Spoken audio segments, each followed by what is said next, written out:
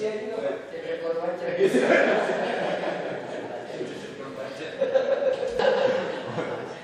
Kemudian wilayah Jakarta Barat Pak. Di sekarang nih Wijaya Kusuma 2 pagi.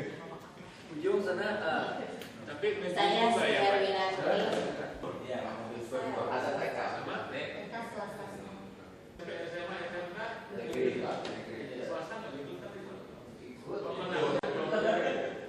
Mungkin bisa jadi sekolah swasta efek. Atau memang udah jadi juara Pak, atau boleh juga.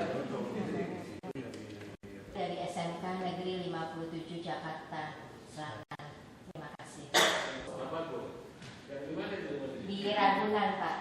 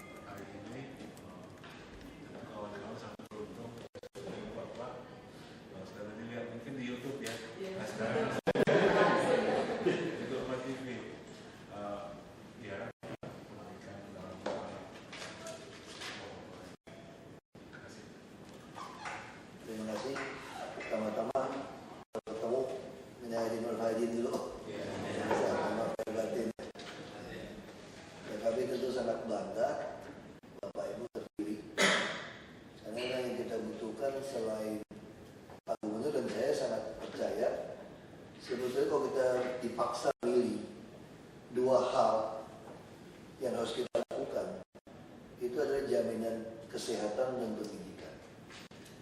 Kalau disuruh pilih satu hal, orang pasti bilang pilih kesehatan. Terus gak bilang biar habis harta tidak apa-apalah, yang penting sehat, miskin tidak apa-apa, macam gitu kan orang omongan kalimat itu. Nah kalau orang sehat ditambah dengan pendidikan yang baik, pasti keluarga itu, ya bangsa itu akan berubah. Nah kita juga ngerti sekali betapa guru itu pengawas sangat penting. Kalau pengawas biasanya kalau dari guru yang baik itu jadi pengawas. Kalau pengawas juga baik, wah neraka ini. Sekolah, guru, kita mau tes ini supaya kan terlalu banyak guru, kita tidak tahu siapa yang mungkin ada terjejer, tertinggal, tapi tidak bisa mengenal satu persatu. Kalau kita buka tes kepala sekolah dan pengawas, jadi potensi-potensi yang bisa jadi kepala sekolah kelihatan. Bahkan kami saya berpikir mungkin jangan dikeluarkan dulu. Kita berpikir ini maaf juga, bukan karena kita seuzon gitu ya. Dulu banyak orang terpaksa ngelamar jadi PNS guru. Kenapa? Karena itu yang formasinya paling besar. Kesempatan jadi gurunya itu, jadi PNS itu besar. Makanya banyak orang suka jadi guru. Karena sukanya tanda kutip. Dia sudah mau jadi guru, dia cuma pengen jadi PNS. Sebenarnya itu masalahnya. Nah, jadi kita kan dengan hasil nanti, kita harapkan kita bisa lihat. Mungkin banyak guru yang bisa tertarik ke struktural. Lebih baik kita buka formasi terima guru yang benar-benar jadi guru. Berjiwa guru. Nah, guru itu apa? Saya waktu di Belitung Timur, saya suka pertemuan rutin, hampir tiap bulan, tiap 2 minggu. Saya ketemu guru-guru di perketapan. Saya ketemu langsung, habis bubaran sekolah, saya datang. Nah, saya selalu kasih cerita seperti ini. Dulu ibu saya, ini menarik, ibu, biasalah namanya ibu kan. Ibu selalu cerita tuh seolah ibu pasti lebih kecium dari ibu kota lah, kira-kira gitu kan. Untuk mengantisipasi supaya anak-anaknya jangan memblok kalau bapaknya macam-macam kira-kira. Itu biasa, tapi saya nggak menangkap soal cerita ibu kiri itu, tapi saya mencatatkan dikatakan dulu, cerita zaman dulu tuh ada duda menikah dengan janda, sama-sama sama bawa anak. Ini cerita menarik nih ceritanya. Lalu ini bicara lalu si ibu yang bawa janda dari anak, tentu dia ingin lebih memperhatikan anak kandung dia daripada anak suami anak dirinya. Ya caranya gimana? Jadi dia berpikir, kasih dia nasi goreng, semua gorengan terus tiap hari. Kalau anak makan gorengan terus kan lama, tahu sendiri kan minyaknya. Dia kasih terus. Anak kecil suka gak dapat gorengan? Suka. Lalu dia cerita sama semua orang, ibu tirinya baik, lebih baik daripada ibu kandungnya.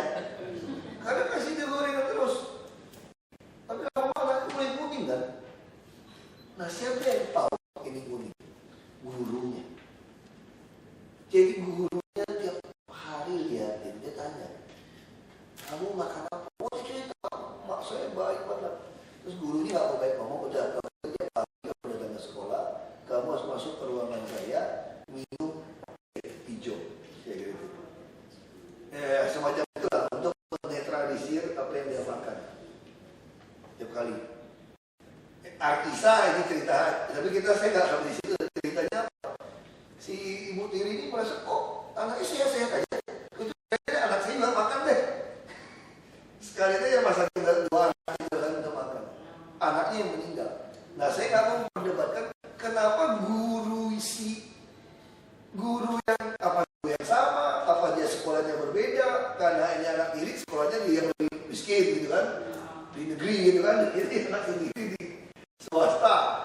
Nah saya mau menggambarkan kalau sekolahnya berbeda atau sekolah yang sama, kenapa si anak yang kuning ini tidak diperhatikan oleh gurunya? Saya nggak mau berdebat di situ. Jadi saya mau berdebat, saya mau katakan di sini betapa itulah guru sampai raut wajah murid pun dia perhatikan. Nah saya ingin guru seperti itu, saya bilang. Kadang-kadang ada murid lihat tulisan min sama plus sama dengan nggak jelas, marah-marah gitu. Silinder makanya. Dan kampung tak ngerti silinder. Sama kita waktu pertama kali mata saya gini, wah saya ketakutan ke dokter. Kenapa sih tiba-tiba nggak bisa baca ya? Ini agak buruk gitu. Saya datang ke dokter. Dok, saya umur berapa? 39. Ya udah nggak akhirnya. Itu alami gitu. Saya bisa bayangkan di kampung kalau orang murid ada pendengaran tidak baik. Siapa yang guru? Ada yang baik kerudung, mohon maaf, kotor dan sedot di rumah saya. Ini siapa yang tahu? Saya dulu sempat ngajar urusan anak kelas 5 SD. Saya bisa tebak ketika kaos kakinya pakai salah saja. Saya bisa tebak ini bapak ibunya ada masalah sama dia. Dia tidak masuk, saya bisa tebak. Baik, saya bisa telepon, saya mau tahu ini keluarga seperti apa. Agak tertutup, saya cari tahu dari saudaranya teman semua. Oh saya tahu, ini ada masalah di keluarga ini. Nah jadi itu semua di guru. Kalau soal pelajaran tentulah kita mesti kreatif sama kita mesti buat menarik gitu ya. Kalau kita cerita tidak menarik, wah anak-anak sekarang lebih pintar. Dia pernah ngajar, masuk cerita, pikir pakai bahan. Anak-anak sekarang baca lebih banyak. Kita mau nyontek, kita baca. Kita perlu saya udah tahu Pak. Dia cerita habis, mati. Jadi kita masuk ke kelas dengan model buku kami. Kita ikutin habis. Kita ikutin cerita. Dia angkat tangan kita habis. Kalau anak yang pintar dia baca, mati. Dia kita ngomong, apa lagi nih? Nah, ini kreativitas penting. Ngejar gimana cara masuk. Saya yakin Bapak Ibu ini sudah dapat dipilih ini kan pasti sudah yang paling kreatif di DKI yang ngajar terbaik. Nah ini yang Pak Gubernur dan saya harapkan dengan guru, kepala sekolah, pengawas. Bapak Ibu bukan cuma ngasih ilmu, tapi gimana bentuk orang itu betul-betul dibangun utuh. Sampai fisik. Anak kalau gendut harus lari. Nggak bisa dong anak belasan tahun di bawah 10 tahun begendutnya minta ampun bisa seperti itu. Lari sekeliling lapangan. Dulu anak saya tuh yang besar oh gemuk. Begitu masuk sekolah sudah lari seminggu 2 kali 45 menit. Apa kamu lalu sama tidak takut sama guru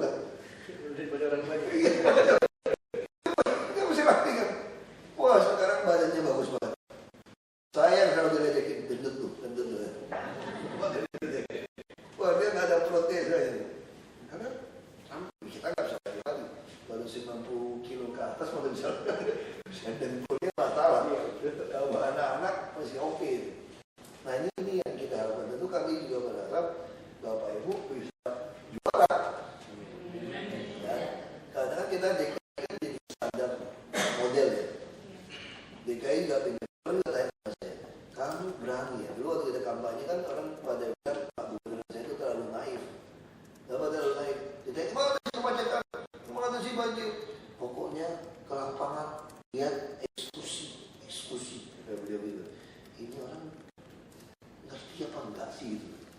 Terus berdua cengengesan, ngerti nggak sih Jakarta ini susah gitu kan? Kayak gitu kan, orang persepsi mereka kan, tahu nggak sih Jakarta ini? Kita loh Belitung sama Solo, lo kecil di situ. Satu kelurahan lebih gede di Jakarta dari Belitung gitu. Kamu ngerti nggak sih? Kita kan ngerti kok. Cuma orang nggak bisa banyak bukan. Beda apa Belitung sama Jakarta? Kalau di Belitung saya ketemu 10 orang, duduk diskusi, 8 orang tuh mirip saya. Paling 2 lebih pintar dari saya. Kalau ngomong sombong ya betulnya, 8 orang tuh di bawah saya sebetulnya. 2 orang ya mirip saya di bawah dikit. Kenapa? Yang S2 saya, yang punya rumah gede saya, yang punya pabrik gede juga saya. Kira-kira mau siapa? Yang udah keliling juga saya. Tapi kalau di Jakarta ketemu 10 orang, 8 orang lebih pintar dari kita. Doktor, profesor.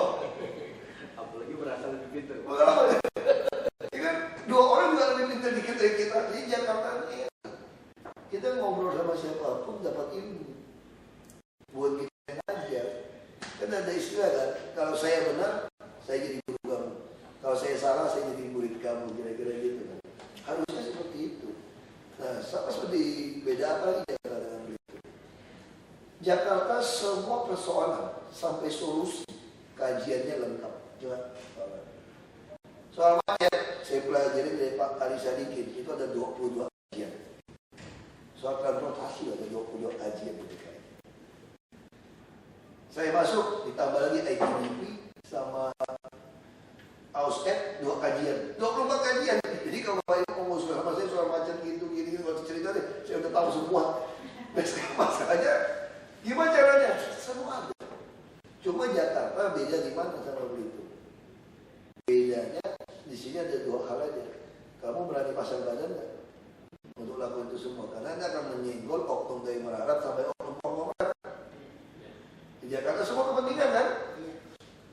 Got aja dipasang patok 1 meja aja jadi duit kok.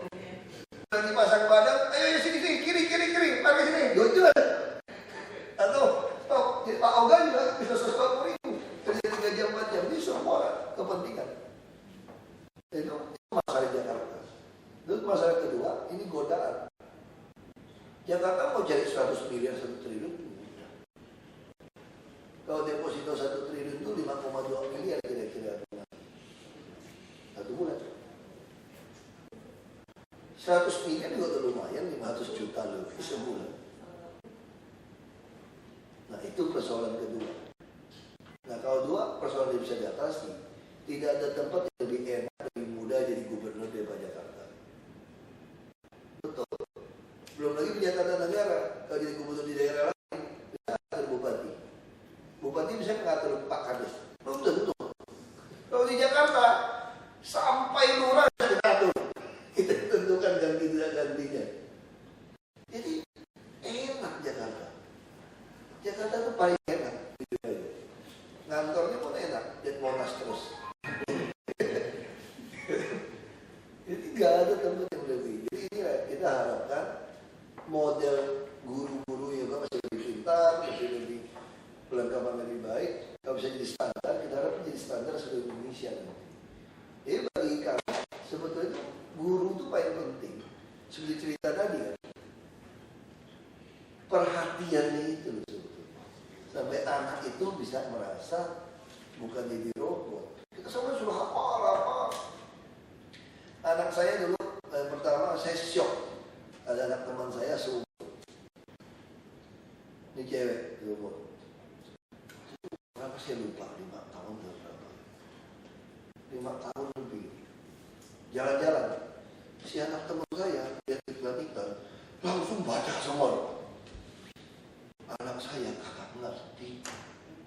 Wah, bego kawan. Anak orang ketemu ikan semua dibaca. Kenapa? Pulang sekolah les sampai malam. Wah, semua anak saya mesti les. Saya pikir masa anak saya kecil mesti les. Sekolah pagi sampai maghrib pulang. Lebih berat daripada orang kerja. PNS kerja jam 2 pulang gitu. Kampung saya jam 7 masuk, jam 2 pulang. Ini gila, anak saya jam 6 udah sekolah, pulang sampai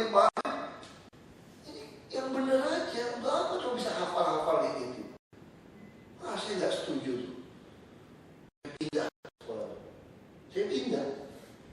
Si cari sekolah bebas. Oh, itu sekolahnya bebas. Datang apa?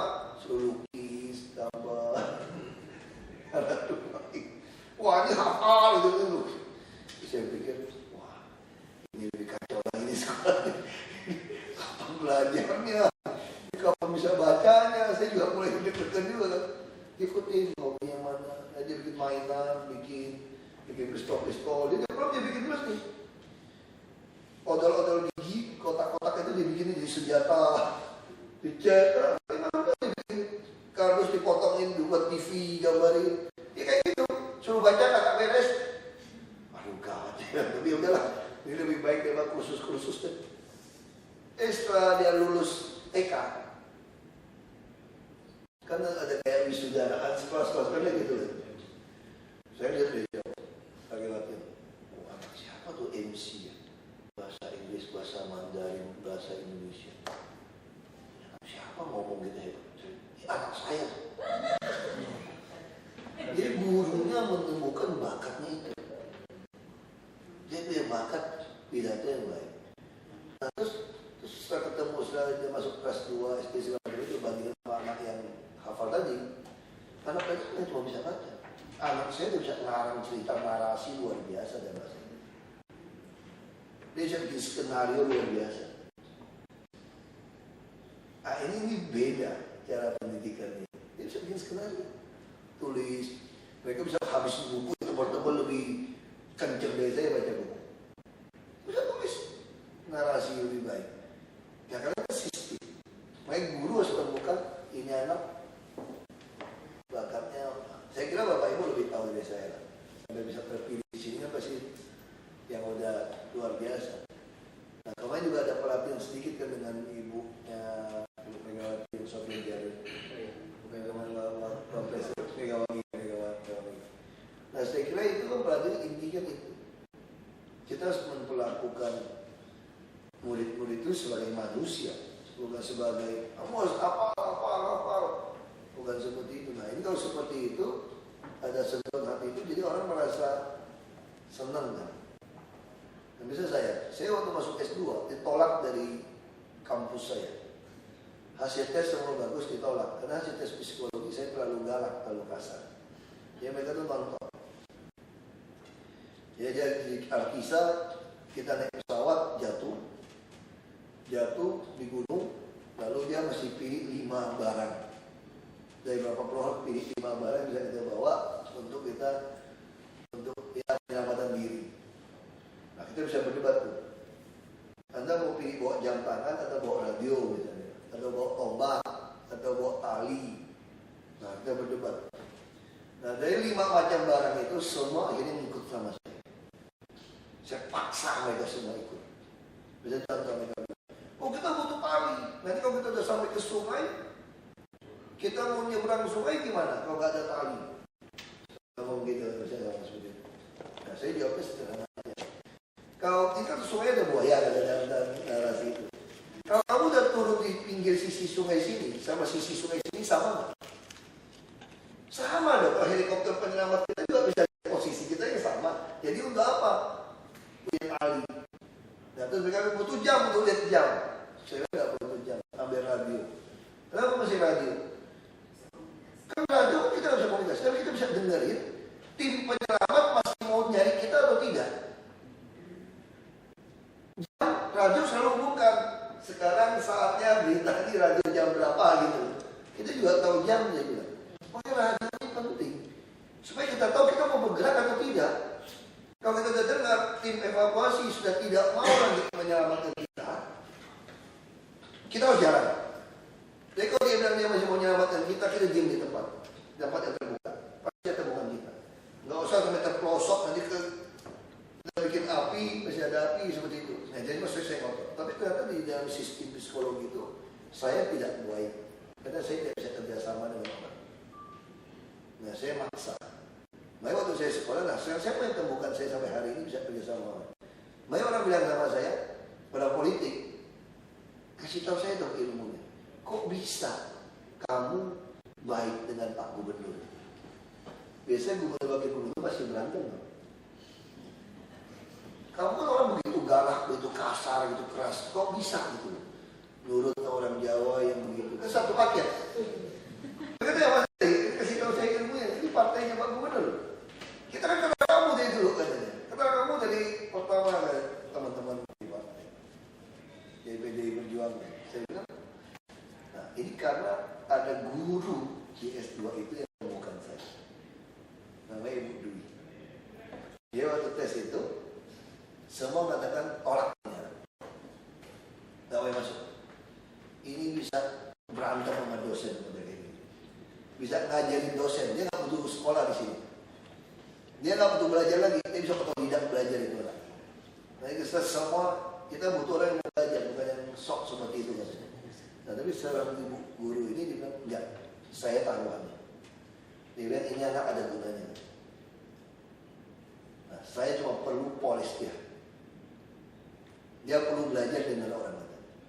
Dia perlu sekolah di sini, belajar dengan orang, belajar kerja sama orang. Itu yang dia nggak pernah dapat. Nah, jadi dia paham dengan saya taruhan. Nah, saya dipanggil datang. Dia semua udah diumumkan, saya nggak diumumkan. Itu dia panggil saya datang. Saya datang, wah saya koboi kan kayak gitu orang Tambang. Dia langsung kayak gitu. Nggak heran dia bilang, masih koboi kayaknya. Jadi gitu kan. Lalu dia tanya sama saya, dulu kan ada rekomendasi 2 surat kan? 2 surat rekomendasi tentang kita. Nah ini 2 surat ini dia bilang sama saya. Makanya maksud saya, ini saya menceritakan ini supaya bagaimana guru yang bisa membaca orang itu yang penting. Bukan cuma ngajarin ilmu itu. Jadi si guru ini psikolog beliau. Dia pegang 2 surat, saya mau tanya sama Anda. Mana yang paling baik sama Anda? 1 kepala bank, 1 kepala wilayah produksi timah, insinyur tambang. Aku gak mau jawaban, saya sudah tahu. Pasti kamu bilang kepala bank yang baik sama kamu kan? Dia bilang begitu. Oh iya. Kamu pernah ngapain dia orang kata kepala insinyur tambang ini, yang PT Timah? Aku pernah berantem sama dia, pukul meja. Ngomong gitu kan? Nah, sekarang saya mau tanya. Baik. Ini yang baik. Terus dia buka. Dia buka isi jawaban. Itu mesti isi jawaban rekomendasi kan. Yang kepala bank kosong. Hanya 1 baris. Dia ada pertanyaan 1 baris. Itu pun diketik. Ini kepala bank. Terus ini yang musuh kamu kan. Yang kamu pukul-pukul meja kan. Oh hajar dia kan katanya kan. Terus dia buka. Sampai pertanyaan ada, sampai di bawah kertas ada lowongan kosong, semua penuh ditulis dan dengan tulisan tangan. Kamu lihat, ini yang ketik sekretarisnya, yang isi dia tangan. Ini dia tulis sendiri dengan hati dia. Kamu tahu gak kenapa saya tertarik mau menerima kamu? Karena tulisan bapak ini. Waktu ditanya, kalau si calon ini ada di departemen Anda, apa yang kira-kira akan terjadi dengan si calon ini? Di bawah itu tulis, dia akan jadi orang paling hebat di departemen saya dan akan mengalahkan saya semua. Ada tulis semua kelebihan macam-macam. Terus apa kelemahannya? Nah baca, agak sedikit emosional. Masih menggunakan kaitan agak sedikit. Udah pukul meja masih agak sedikit katanya. Nah sekarang kata Ibu Dwi sekarang gini. Semua di kampus ini tidak ada yang mau terima kamu. Kamu terlalu berbahaya, terlalu galak, terlalu kasar. Tapi karena tulisan Bapak ini, dia yakin kamu akan jadi orang hebat. Asal ada yang bisa mengarahkan. Nah saya pertaruhkan. Ya sekarang saya mau nggak janji sama saya? Kamu mau tiap minggu hadap saya? Jadi kayak orang sakit jiwa ya. Jadi hadap lapor, kalau dia panggil yang teman yang saya gitu-gitu satu kelompok, ini kelompok kamu nih yang kamu kerjain semua tuh, sampai semua nurut sama kamu. Tolong diawasin, makhluk satu ini diawasin ya. Apa kelakuannya? Ya sudah. Nah kita evaluasi baru. Makanya teman-teman bilang, saya masuk S2 itu bukan belajar ilmu, belajar dengerin orang sama kerjasama dengan orang. Karena kita harus bikin kelompok, tugas yang sama, waktu yang sama, dengan orang yang berbeda-beda. Maka kita bisa memanage waktu kita, menahan emosi kita, mau dengerin orang. Nah, saya bisa setengah mungkin lebih jinak sekarang itu karena ada ibu dulu yang temukan saya. Ada namanya itu Pak Sarul yang insinyur itu yang membuat rekomendasi seperti itu. Nah, padahal itu saya seperti itu niat saya tuh jangan. Saya tahu dia pasti kurang ajar sama saya sengaja kasih dia isi. Sampai ke Jakarta saya mau buang itu surat, saya mau baca, kan dia tanda tanganin. Dosen saya tiba-tiba meninggal. Dosen biologi yang kenal saya meninggal. Waktu udah kepepet, mesti masukin 2 rekomendasi. Ya udahlah, masukin aja lah, biarin aja apa kata aja lah. Nggak tahu dia ya. Jadi kita bisa salah menilai orang. Nah ini kita bisa membantu. Saya udah usia lulus S1 saja, tidak bisa membedakan orang. Apalagi murid-murid TK, SD, SMP, SMA. Nah ini butuh Bapak Ibu guru yang bisa melihat kelakuan. Nggak ada anak yang nggak berguna, nggak ada anak yang nakal. Itu cuma ada sesuatu masalah dia mungkin. Saya gitu tidak heran, saya nggak pertama. Saya mirip dengan bapak saya, kita hidup dengan keras, hidup dengan dengan oknum-oknum ancaman macam-macam. Usia dilatih dia kecil seperti ini. Jadi udah kebentuk. Bapak saya mau ditembak orang pun dari Satuan 5 pun dia keluar. Kita main teriak-teriak. Nah ini tembak nggak lebih baik mati di depan pintu lebih terhormat daripada teriak-teriakin gitu. Itu kecil kita pepet manis sama saya begitu. Jadi kita lama-lama kebentuk. Jadi bagi saya kalau mempertahankan kebenaran mati itu satu kehormatan. Kenapa mesti takut mati? Mati keuntungan. Kalau yang mempertahankan kebenaran kenapa takut mati gitu? Nah itu kebentuk dari kecil. Ya kan, tapi kalau nggak dipoles kan jadi over gitu kan, jadi bahaya. Nah, semuanya masih ada yang poles. Nah salah satu yang poles itu tentu yang punya jam banyak dengan bapak ibu itu kan, ya guru itu murid itu kan jamnya banyak. Nah bisa perhatiin itu anak, itu anak. Makanya saya bersyukur juga ujian nasional sudah hanya 40% lagi kan. Tidak seperti dulu kan ujian nasional menentukan yang 60 ya. Itu kan sesuatu yang sebetulnya saya tidak gitu setuju itu. Kalau dibilang harusnya di bawah 60 sebetulnya ujian nasional itu gitu. Karena yang harus diperhatikan dari kelakuan orang, bukan dari nilai pelajaran tinggi kok. Saya nggak pintar-pintar banget sekolah. Ya IP 2,8 tidak terlalu bodoh. Jadi kata dosen saya, yang pintar-pintar itu baik jadi dosen. Kayak bodoh yang susah, yang setengah-setengahnya balik jadi donatur. Jadi kita pilih yang setengah-setengah. Jadi kalau saya ada maunya, saya bagus. Saya dulu pengen tahu keuangan, supaya saya bisa membuat asumsi dengan baik. Saya tidak mau membuat sebuah rencana bisnis dibuat asumsi dari orang lain. Kalau marketing gampang kan, kasih base berdasarkan komisi. Kalau keuangan kan mesti asumsi. Saya tidak mau. Saya mesti sekolah sendiri. Makanya saya waktu masuk ke Prasetya Mulia itu, target saya tuh mau kuasain keuangan. Saya nggak mau ambil marketing. Makanya keuangan saya A, yang lain nggak ada nilai A. Karena saya maunya ini. Saya maunya ilmu keuangan ini. Saya dapat A. Yang lain oke lah B. Saya nggak terlalu pusingkan nilai. Nah, saya anak-anak harus dididik hari ini bukan soal nilai. Soal karakter, dia mengenal dirinya siapa. Jadi orang bisa ngatur orang lain. Bapak Ibu mesti tahu, kita bisa ngatur orang lain, bisa perbaiki dunia mau sombongnya, perbaiki orang lain. Kunci cuma satu, mau berhasil. Kamu harus tahu siapa kamu. Hari ini banyak anak-anak tuh tidak tahu dia siapa. Kalau kamu tidak tahu kamu siapa, kamu tidak tahu kamu mau kemana. Itu kuncinya sebagai guru. Kalau dia tidak tahu dia siapa, pasti dia tahu dia mau kemana. Nah ini kunci untuk kita bisa mulai berbeda. Kita tahu kita siapa, tahu persis. Nah kita bisa ada kesempatan. Nah saya kira Jakarta kan sudah ada kesempatan kan. Tinggal kayak Tamrin kita yang sekolah ke IPDN.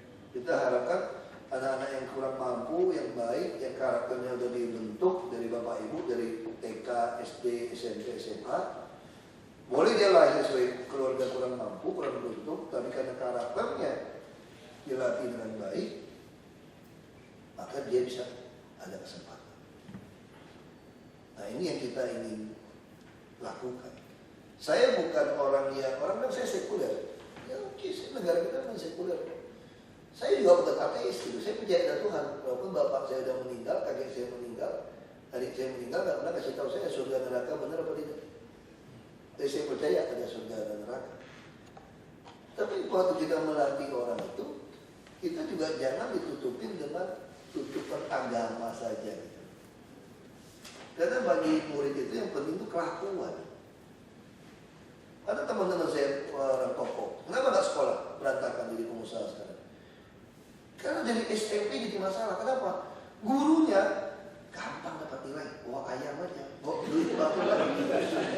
Kejadian benar. Terus di kampung saya, ya terus belanja kapur tulis itu. Belanja tulis. Minta sama bapaknya, ada anaknya di belakang toko. Terus tambahin, bikin beli 10 bilang 20, tulis buatnya. Tuan toko takut anak sekolah di situ.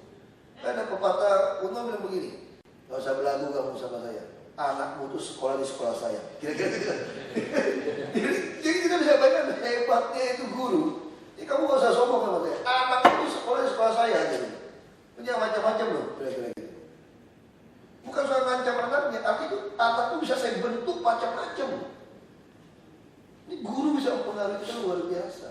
Masa saya sebenarnya saya masih ingat sekali, saya guru agama Islam saya sekolah Islam sama SMP. Enggak, kita Jaya Bakti, ini Muhammadiyah tuh kakak beradik sebelum jadi negeri. Saya bisa ngaji harusnya.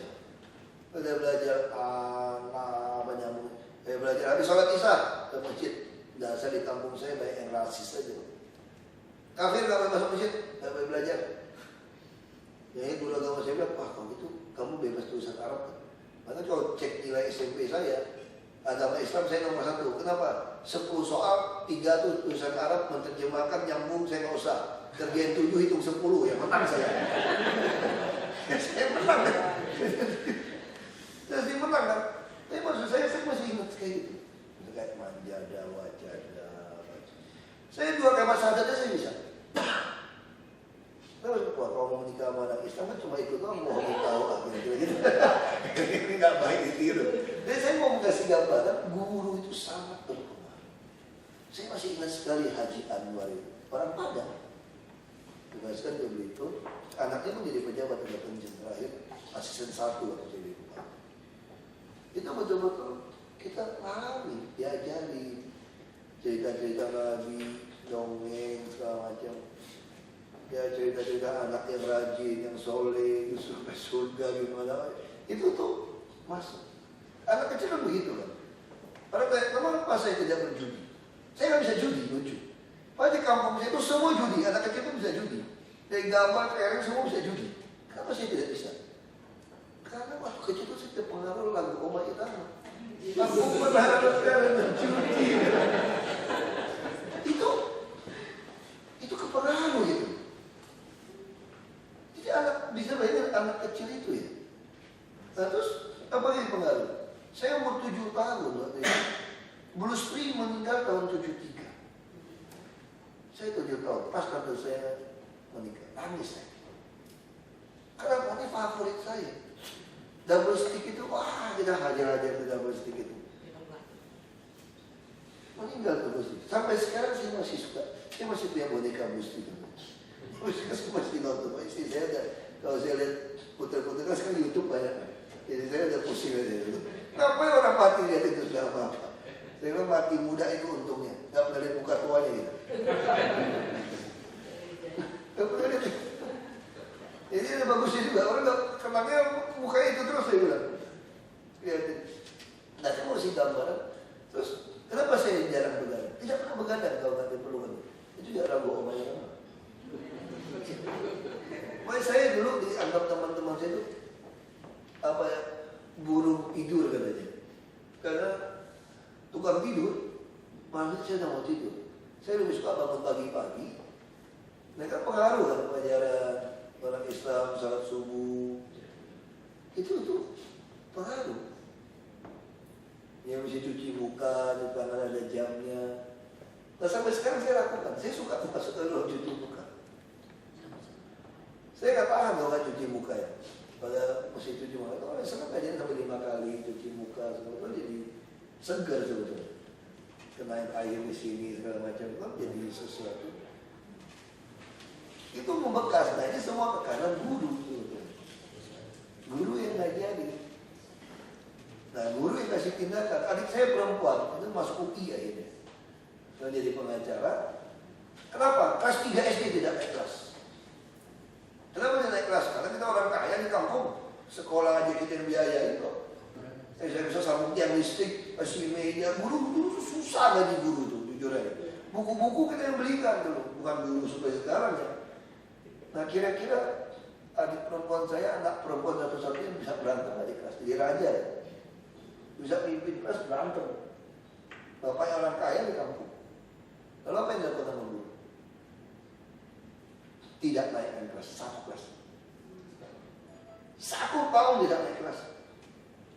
Mereka di promosi agak telat, tapi kan dia tidak naik setahun, mereka bisa masuk UI. Dia boleh ngerti. Nah ini guru harus berani seperti itu. Kalau tidak ada guru yang baik menghukum adik saya tidak naik kelas waktu itu 1 kelas, adik saya mungkin tidak jadi orang hari ini. Dia pikir bisa seenaknya. Nah, bapak saya juga saya nggak bisa. Nah ini contoh. Gimana terus misalnya bapak saya masukkan saya sekolah tuh ke SD 3 itu, SD di Kampung Baru yang kampung, bukan di sekolah PT Timur. Yang kampung. Yang di Kampung Baru itu kampung orang Bugis, soalnya pendatang dibuatkan kampung bikin sekolah di situ. Saya sekolah di sana. Dia kalau numpang minum semua ke tetangga. Jadi saya tahu kesusahan hidup orang seperti apa. Saya sekolah di kampung. Anak-anak kampung banyak datang ke rumah saya. Yang rajin belajar, ibu saya kasih hadiah sepatu bola. Yang rajin main bola semua. Saya nakal-nakal nggak boleh. Jadi ibu saya seleksi teman-teman main kita. Jadi ibu saya tidak pernah membedakan kaya atau miskin. Yang penting dia rajin, dia mau belajar. Ini anak nggak nakal. Kan kelihatan anak-anak kan dia kelihatan nakal. Nah ini semua kalau orang tua dan guru saling bantu. Guru-guru juga mesti undang orang tua datang. Kan sekarang ada anak muda-muda gitu kan. Coba dia bicarakan anak-anak kamu itu seperti apa. Jadi kita tahu. Karena ada juga orang tua yang tengil, yang kaya, stop. Jangan pernah takut. Mesti yang pepatah tadi, anakmu sekolah di sekolah saya, yang berlaku sama saya. Kira-kira gitu. Itu penting gitu. Ya saya kira itu aja dari saya ceritanya. Tapi intinya tuh hati itu, harus perhatikan murid-murid itu. Ya kita harap, kita doa lah, Bapak Ibu bisa juara nasional.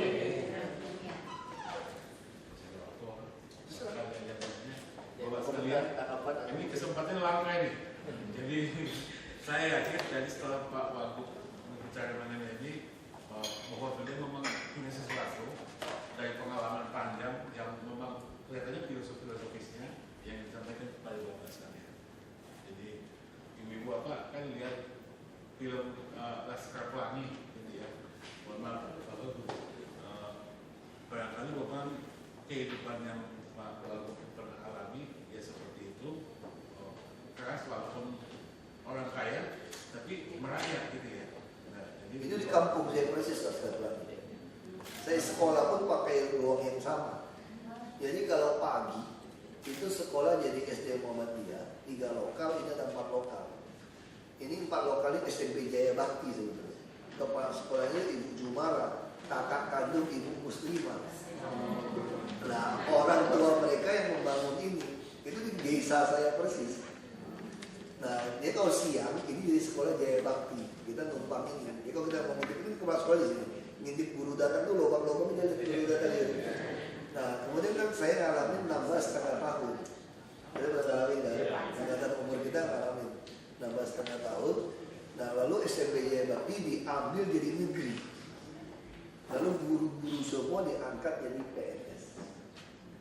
Itu saya ngalamin di situ. Kalau saya mau buat jatuh kan. Itu persis rumah saya itu kalau di belakang saya itu bukit. Jadi rumah saya itu naik satu blok itu udah sekolah. Jalan kaki saya sekolah. Saya ke kampung, ke kota lain 20 km kita naik sepeda mana kampung. Itu bebas. Ibu saya cuma melarang berenang di sungai karena banyak buaya. Takut tenggelam. Karena kenapa tenggelam? Bukan setan. Di sana tuh bekas tambang Belanda. Itu banyak lumpur yang bisa nyedot orang. Orang mengatakan ada setan air. Sebenarnya bukan setan air sebenarnya, karena ada lumpur itu. Nah itu model-model itu yang kita ya kayak takut buaya. Saya nggak ikut pramuka dan jujur aja.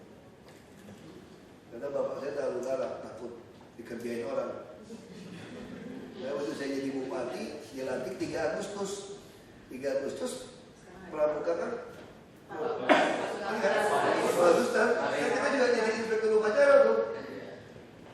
Pusing saya nggak bisa pakai baju pramuka. Ini pakai kemana? Waduh, tanya sama ajudan juga ada yang lupa. Ya, itu karena tidak pernah ikut. Jadi kebayang nggak tuh? Makanya kita nggak bisa jalan. Yang penting ada. Jadi kita ini sebenarnya bukan tidak tahu hak orang miskin. Kita tidak peduli untuk tahu. Nah, jika saya punya teman namanya Sayono, itu anak orang kurang mampu, rajinnya luar biasa, nggak bisa kuliah, saya bisa bersaing sama saya. Nah, saya juara 1, nanti digantian juara 1. Makanya saya selalu bilang, kamu lebih pintar dari saya, teman-teman. Oh enggak dong, kenapa? Karena saya pagi-pagi udah makan susu, telur, coklat, roti, keju, semua lengkap. Gak pernah cuci piring. Kamu bangun tidur mesti nimba air, masak nasi, belah kayu api. Kadang nggak makan apa-apa, cuma minum teh manis. Kalau ada gulanya, kadang-kadang nggak makan apa-apa, makan singkong pada sekolah. Saya makan ikan, daging, semua lengkap. Terus pelajaran saya, buku-buku semua, himpunan soal kan masih top-top juga kata kita dulu. Guru aja minta sama saya bukunya. Saya beliin. Ya pasti saya juara dong. Bukunya sama. Tinggal saya belajar aja himpunan soal saya kasih sama kamu, ya pasti saya juga jadi pintar dong. Gurunya jangan beli situ kok. Saya juga baca itu tiap pagi kan. Kamu lebih pintar. Saya nasibnya beda. Jadi bapak saya bilang banyak orang lebih pintar dari kamu dari kampung ini. Cuma saya mereka lahir bukan anak saya. Dan saya nggak mampu biayain semua. Makanya waktu saya jadi bupati pertama, saya kirim anak kuliah. Sekarang ada diambil S2 sampai S3 di Jepang. Karena saya kirim, anak-anak malas asa, berundung, mana-mana kurang bisa. Ini kesempatan. Makanya Jakarta dengan adanya KJP, kita harap tidak ada satupun tertinggal. Nanti kita harapkan yayasan pendidikan kita itu yang bagus terus kirim kuliah. BOP swasta. Nah harus, tapi yang swasta lebih miskin kan. Jadi tidak boleh ada satu anak pun tertinggal. Nah yang tahu ini semua bapak ini. Dan kalau bapak ibu tidak keberatan, saya sebenarnya mau usulkan kalau tinggal tidak jauh ya, yang dekat-dekat rumah, mesti bikin satu link. Kan ada guru yang tinggalnya dekat murid yang mana gitu ya, yang dekat. Kalau kosong itu besukin rumahnya. Harus tahu ini anak tidur seperti apa, rumahnya seperti apa, anak-anak yang baik. Jadi bapak ibu harus turun. Ambil waktu 1 minggu yang agak kosong, datangi di rumahnya. Jadi tahu kondisinya anak. Karena itu tadi kan, seperti cerita ibu tiri tadi itu loh, guru itu loh. Jadi kita harus tahu persis. Karena ruginya kita kan. Kalau di luar negeri kenapa orang boleh lebih pintar semua? Bukan pintar, rata-rata pintar ya. Yang namanya susu sama roti itu gratis. Jadi sekolah tuh minum susu tuh. Adik saya kan sekolah di luar negeri. Kalau kirim uang gimana? Gampang nih. Aku minum susu yang banyak aja di bawah makan roti kan. Buat kita udah kenyang kan. Nah saya baca ceritanya Chow Enlai, Perdana Menteri Cina yang pernah datang yang KTT non-blok di Bandung itu. Itu menarik. Dia sekolah di Prancis, nggak ada duit. Kok bisa hidup? Oh dia pintar. Dia hanya datang beli pembuka saja di Prancis. Pembuka itu apa? Sop. Rotinya gratis. Minta aja terus. Jangan bayangin ke sister ke Tuh mau makan sini, kalau saya nggak pernah kan. Kalau di luar negeri itu begitu pesan sop, rotinya gratis. Jadi orang Asia mah sop sama roti banyaknya udah kenyang gitu. Jadi nggak pernah pesen menu utama, main course-nya nggak pernah dipesan. Ya, appetizer-nya aja dibuka. Dan udah mewah. Murah. Mewah. $1, $2. Waktu saya ke luar negeri selesai baca buku itu, saya pengen tahu apa benar kenyang. Jadi masuk ke pesen, so, roti kasih, roti apa? Jangan kasih keju lagi semua. Nggak bisa makan lagi ya. Sop ayam udah. Lalu ke Bangkok. Nah ini maksud saya kita belum sampai ke sini lah. Dulu saya berpikir waktu jadi bupati, saya mau piara sapi loh, piara sapi yang perah. Gak bisa di sana, gak ada padang pengembaraan. Saya bayangkan tiap sekolah itu kalau punya anak-anak tuh minum susu semua.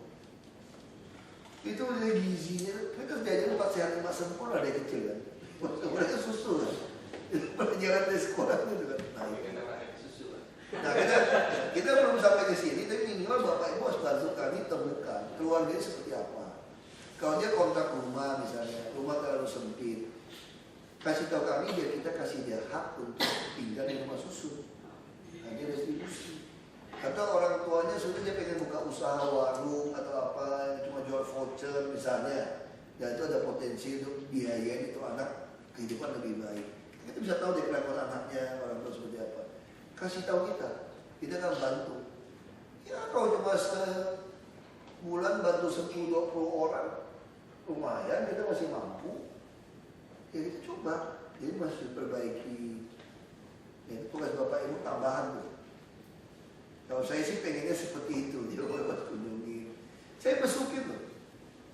Saya dulu tuh menjadwalkan saya seminggu tuh 2 kali besukin untuk murid. Nah terakhir saya lebih gila lagi, saya seminggu ke rumah sakit. Makanya saya ngerti sekali Jakarta dengan masalah rumah sakit. Tiap malam minggu tuh saya di rumah sakit di kelas 3. Kayak orang miskin tuh kalau itu nggak bisa makan, panggilan perawat dan perawat malas datang gitu. Karena kelas 3, keluarga pun nggak datang. Saya datang di ketangan nggak bisa makan, saya suapin. Saya lakukan itu bertahun-tahun di Jakarta. Termasuk di kereta api, bongkaran-bongkaran di Tanah Abang, di Senen, itu kena kusta. Itu minggu tuh saya datang gitu. Gendeng aja dulu itu teman-temannya. Makanya saya ngerti. Banyak orang susah. Misalnya ada anak sekolah, pasti anaknya sekolah. Bapak, ibu nggak pernah dengar. Ini cerita yang sangat mengenaskan. Kerja nyuci 150.000, 3 tempat. Sewa tempat, dia punya 3 anak, 400.000. Sisa 50.000 gimana hidup? Anaknya 12 tahun berhenti sekolah, dikirim pulang ke Pandeglang untuk kerja sawah dengan upahnya 5.000 untuk sekedar hidup. Lalu anak yang kecil 3 tahun 5 tahun belum sekolah. Lalu dari mana? Bantu tetangga-tetangga. Begitu sakit, nggak ada KTP semua, nggak ada yang ngurus. Lalu siapa? Kadang-kadang ada laki itu bilang tetangga-tetangga nggak tetangga baik. Dia agak bagus juga lah, bodinya 30-an walaupun dia udah susah. Tapi kan susah kan masih ada potongan gitu kan. Jika kita mana tahu itu, saya pikir pasti dikasih duit ini itu pasti ada transaksi, dia terpaksa gitu. Waktu saya kasih dia duit, saya temukan saya di dompet saya masih kan 800.000 ke 900.000 ada. Saya kasih 800. Saya pergi, bapak saya bilang dompet jangan kosong, udah saya sisain 100. Itu jangan habis. Kenapa? Karena dia dapat deposit itu susah. Nah kan siapa yang bisa tahu? Saya RT ini, kalau ada anak sekolah, bu. Biar ada anaknya, nah anaknya jangan kasih patah semangat, karena anaknya dilihat. 14 tahun jadi PSK tetangga kita. Kenapa? Karena ibunya juga mungkin pasti PSK. Sekarang kita mau bawa dia pembinaan jahit-menjahit. Dia mana mau kerja di konveksi jahit-menjahit dengan gaji hanya 40-60.000. Anak baru beli besar, dapat handphone. Saya nggak usah jauh-jauh, di Singapura saja. Tulis-tulis dari luar negeri datang. Bisa jual diri kan juga, $200. Jadi ini situasi ini guru yang harus. Tugas guru itu berat tuh sebenarnya. Dan kalau kata guru agama saya itu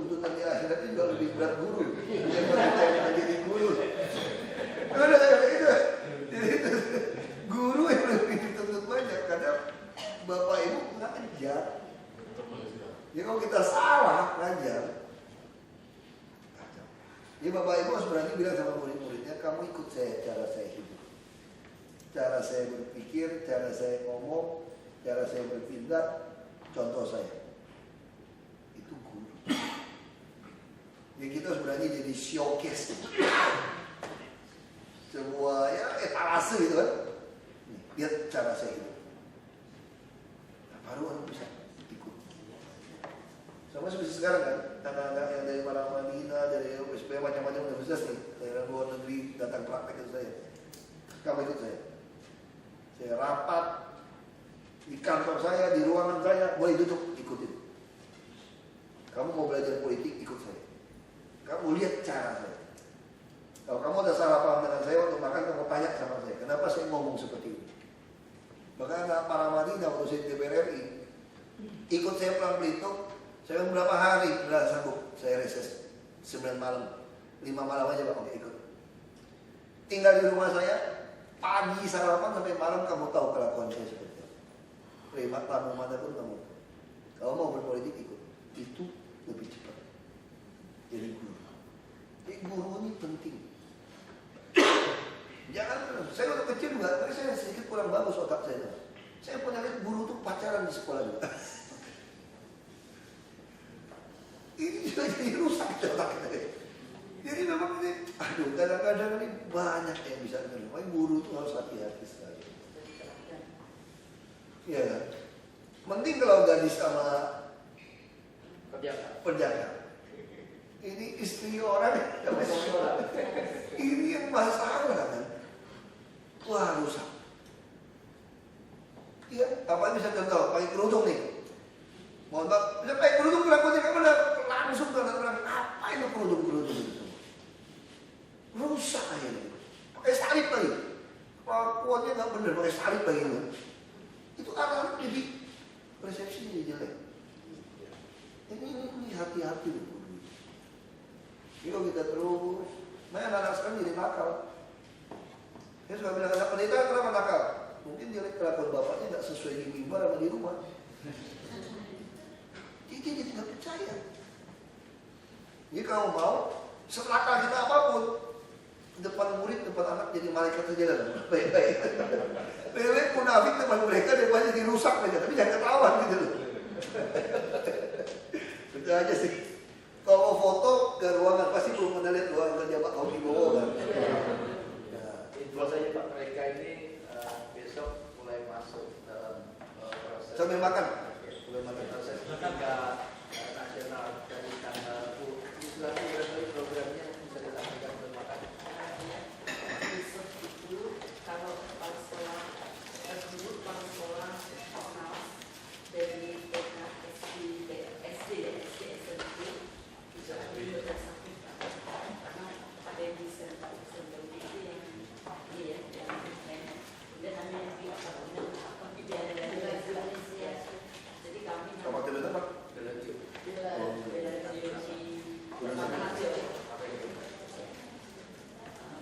kemudian nanti yang di hotel sakit kami kan beda ya, nanti jam 12 jam ini, tapi harus sudah siap semuanya itu masuk sebelum jam 12, jadi kita bawa bawaan mungkin ada administrasi segala macam itu, dan sudah bisa masuk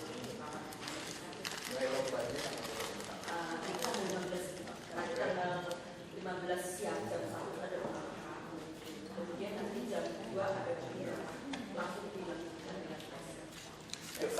Tahun sekali. Iya. Nanti Bapak Ibu guru dan kepala sekolah ikut upacara penjelasan khusus di Iya. istana. Mau semua, jadi Bapak Ibu. Semua yang Ya, punya lurah Kelantan, terus mau ikut ya. Terus ya.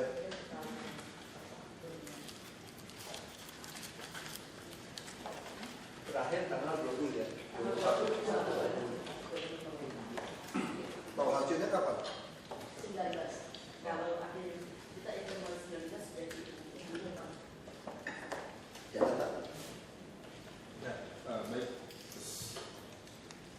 Baik Pak, tadi disinggung banyak, diceritakan banyak bahwa ini karakter ya, Bapak sudah cukup banyak terus menghadapi dunia sekarang, kita sekolah sudah berusaha semaksimal mungkin.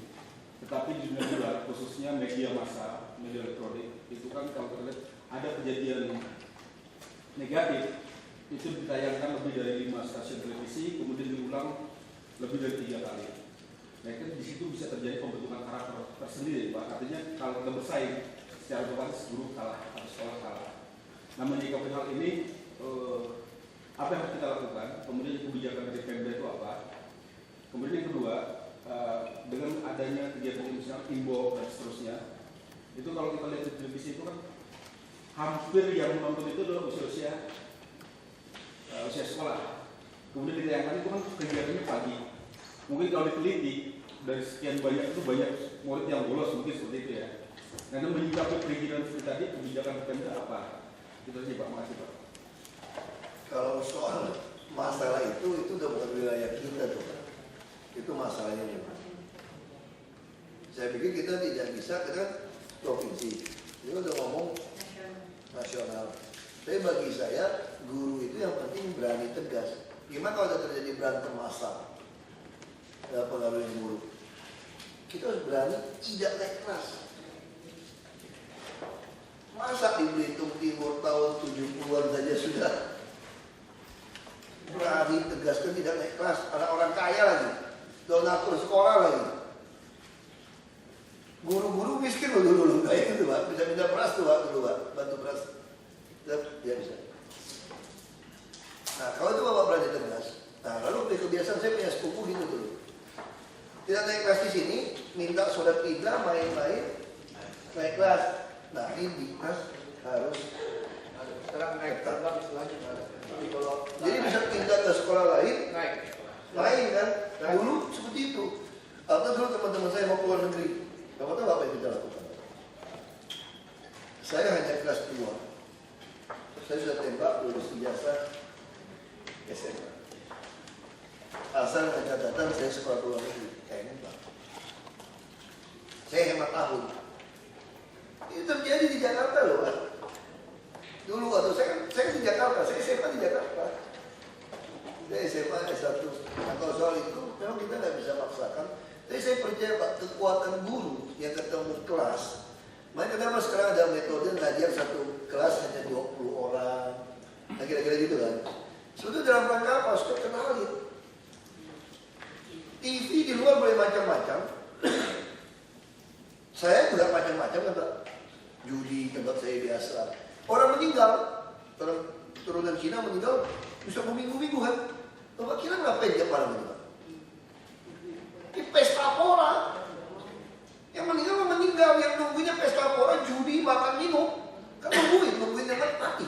Masih 24 jam. Terus kita ngapain? Ya judi. Mana ingat orang matinya? Kok. Ada pasar malam segala macam. Minum, mau dari arak Cina segala macam. Nah kenapa sih tidak ada pengaruh? Rokok. Nah ini karena itu tadi ada guru yang kasih tahu kan. Bisa coba kalau saya tidak ditemukan tuh masuk kelas dia mulia yang mungkin saya kerja tambang. Gak tahu berantem sama pejabat mana lagi saya ini. Gak tahu berantem sama yang mana lagi kan gitu kan. Jangan. Anak biologi. Pasti macam-macam masih kita timpa udah gitu. Lalu kan begitu diterima guru, dilatih, jadi beda. Jadi pendidikan itu penting. Jadi saya nggak gitu khawatir. Saya berpikir ini, kita tidak bisa menghilangkan gangguan. Saya nggak konsepnya begini. Kalau orang bilang konsep teologi ya gitu ya. Kalau kita bicara ilmu-ilmu gitu, saya tidak sepakat konsep saya harus menepi untuk kalangan tertentu menghindari dari duniawi. Saya bukan paham itu. Saya adalah paham, kita nggak usah takut dunia berubah. Yang penting Bapak harus kenalin anak Bapak, murid Bapak dengan baik. Kalau 25 Bapak kenalin dengan baik, Bapak kasih contoh dengan baik, itu akan jauh lebih berkesan. Karena dia nonton TV 10 jam Pak. Dia akan lebih berkesan karena ketemu dialog. Kalau TV kan satu arah ya. Dia kan dengan itu, dia ngomong. Nah yang paling penting anak kecil harus cerita sama kita apa yang dia lakukan. Nah sekarang gimana anak-anak saya mulai remaja? Dia cerita sama saya, enak si cewek ini, enak si cewek itu. Wah, saya bisa cerita sama saya, dia tipe cewek ini yang dia suka. Dia ngomong, karena kita memang tidak pernah ini kan, jadi ya. Saya kadang-kadang anak gak mau cerita sama orang tua kan. Nah sama guru yang dia dekat. Sekarang masih ada gak sih guru semacam guru apa ya, kayak mental gitu lah. Iya, ya ada ya, masih ya. Nah itu harus betul-betul pilih orang yang betul-betul yang itu tidak mudah. Saya pun dilarang ngajar anak SMA dulu, ada SMP. Waktu saya masih bujangan, kenapa? Takut anak-anak naksir katanya. Batasin kelas 5. Oh itu psikologi. Nah saya diajarin bisa kasih kuliah, supaya mau kasih kuliah. Mereka nggak boleh. Nggak boleh gitu terlalu. Jadi kita harus tahu pilih konselor itu kita mesti tahu. Cara konselingnya seperti apa. Mesti ada kaca seperti apa. Ini cowok cewek bisa masalah. Nah hal ini tidak mudah memang. Kita bisa terpleset. Nah ini yang harus kita lakukan. Pak izin Pak, dalam kurikulum 2003 bagaimana sekarang bisa membuat pramuka itu menarik Pak, supaya ketika diterapkan di sekolah menjadi daya tarik Pak, sehingga tidak lagi menjadi pramuka pola lama, karena anak-anak sekarang seperti yang Bapak kenal sudah kenal gadget, kenal iPad, bisa nggak pramuka itu menjadi lebih menarik modulnya untuk bisa dipelajari dalam konteks lebih gaul gitu Pak dengan anak-anak. Itu kewajiban kita nanti akan menerapkan ini Pak, ekstrakurikuler wajib.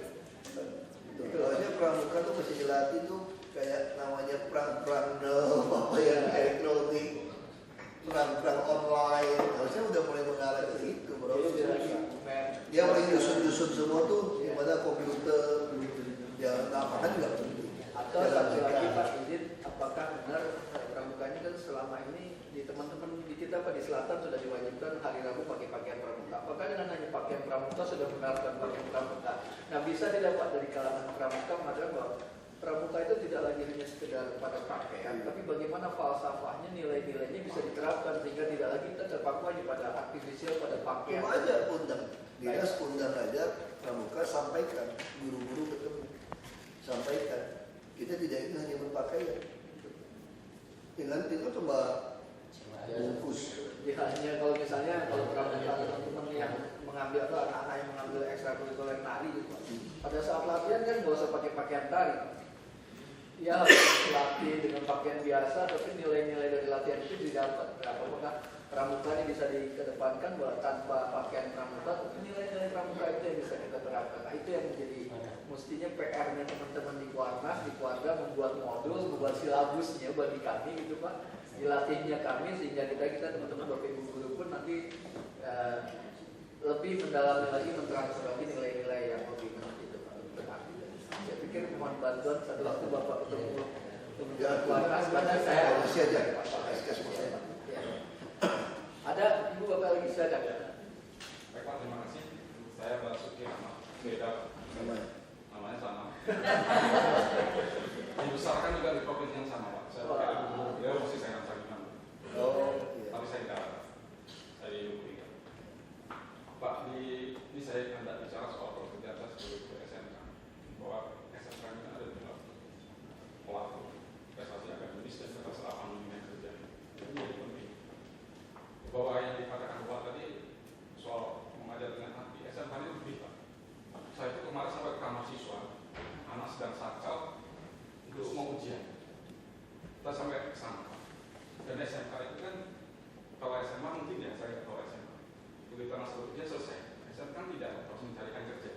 Nah, ada beberapa hal yang mesti saya sampaikan. Dan saya sampaikan, ketika kita di Jakarta ini kan banyak pekerjaan itu industri. Jadi saya rasa agak perlu dibenahi di sekarang top leadernya, kebijakan-kebijakan kayak seperti Astra itu banyak menyerap anak kita. Sekarang baru hanya menyerap. Jadi gimana kita tarik lebih ke dalam untuk soal pembelajaran. Apalagi kurikulum Mohidin Pak tadi, kurikulum 2013 itu basisnya kan nanti basis perkembangan teknologi kita, kompetensi kita. Contohnya misalnya di dunia otomotif, selama ini kita mengajar itu basisnya kompetensi. Padahal di dunia kerja itu kan basisnya udah beda, basis pekerja. Masuk bengkel anak mekanik itu servis 1.000, servis 2.000, servis 3.000. Nah ini ada yang masih belum nyambung antara kebutuhan industri dengan kita, Pak. Nah kalau saya boleh sedikit saran, Pak, ini lebih diikat, Pak.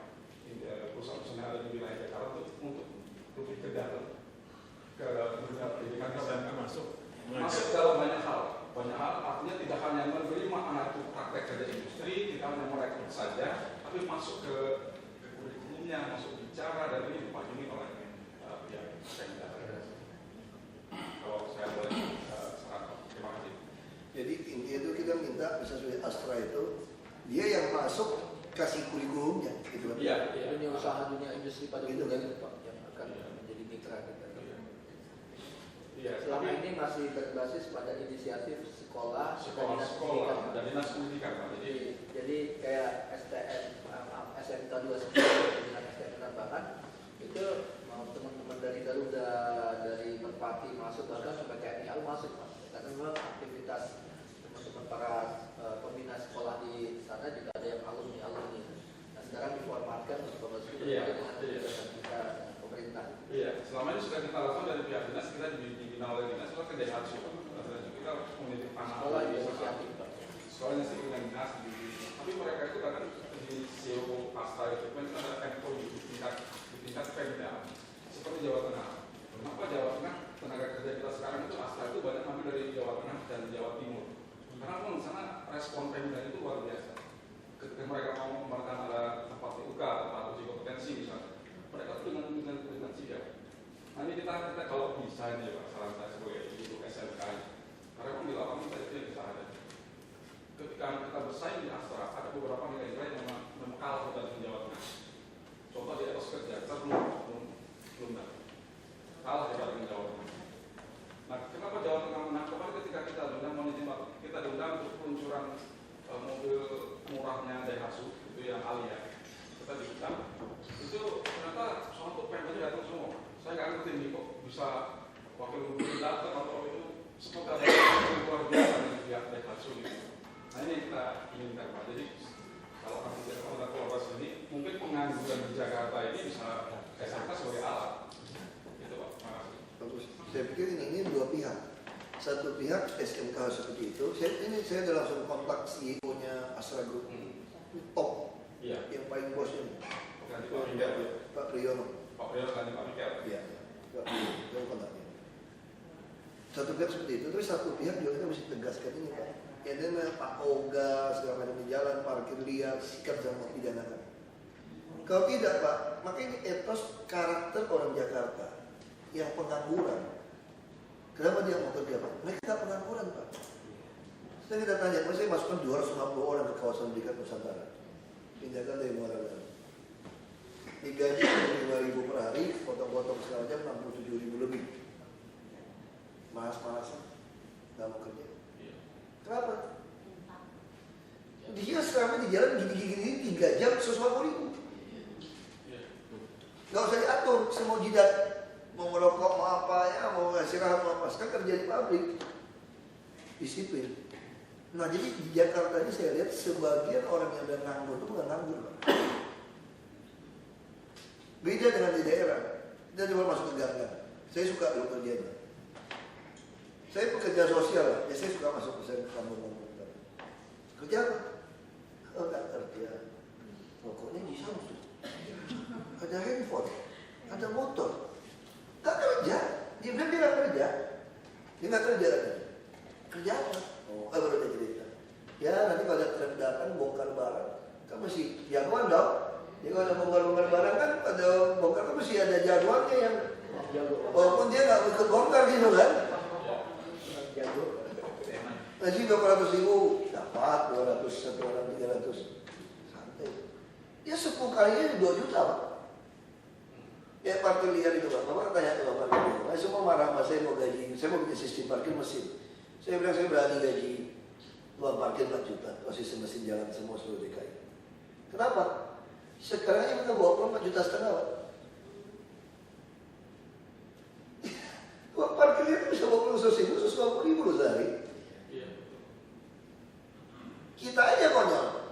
APBD keluarkan 21 miliar untuk distribusi parkir, yang dikumpulin 20 miliar. Mati ya, bego nggak bego doang. Rugi 1 miliar. PW 21 miliar deposito aja, nggak usah kerja, biarin aja sih. Itu juga rugi kan? Nah itu saya pikir ini mesti kombinasi dua. Tapi saya setuju. Konsep Bapak mesti ditemukan industri-industri. Itu yang saya juga bilang sama balai latihan kerja. Saya jangan mau lagi perbaikan handphone.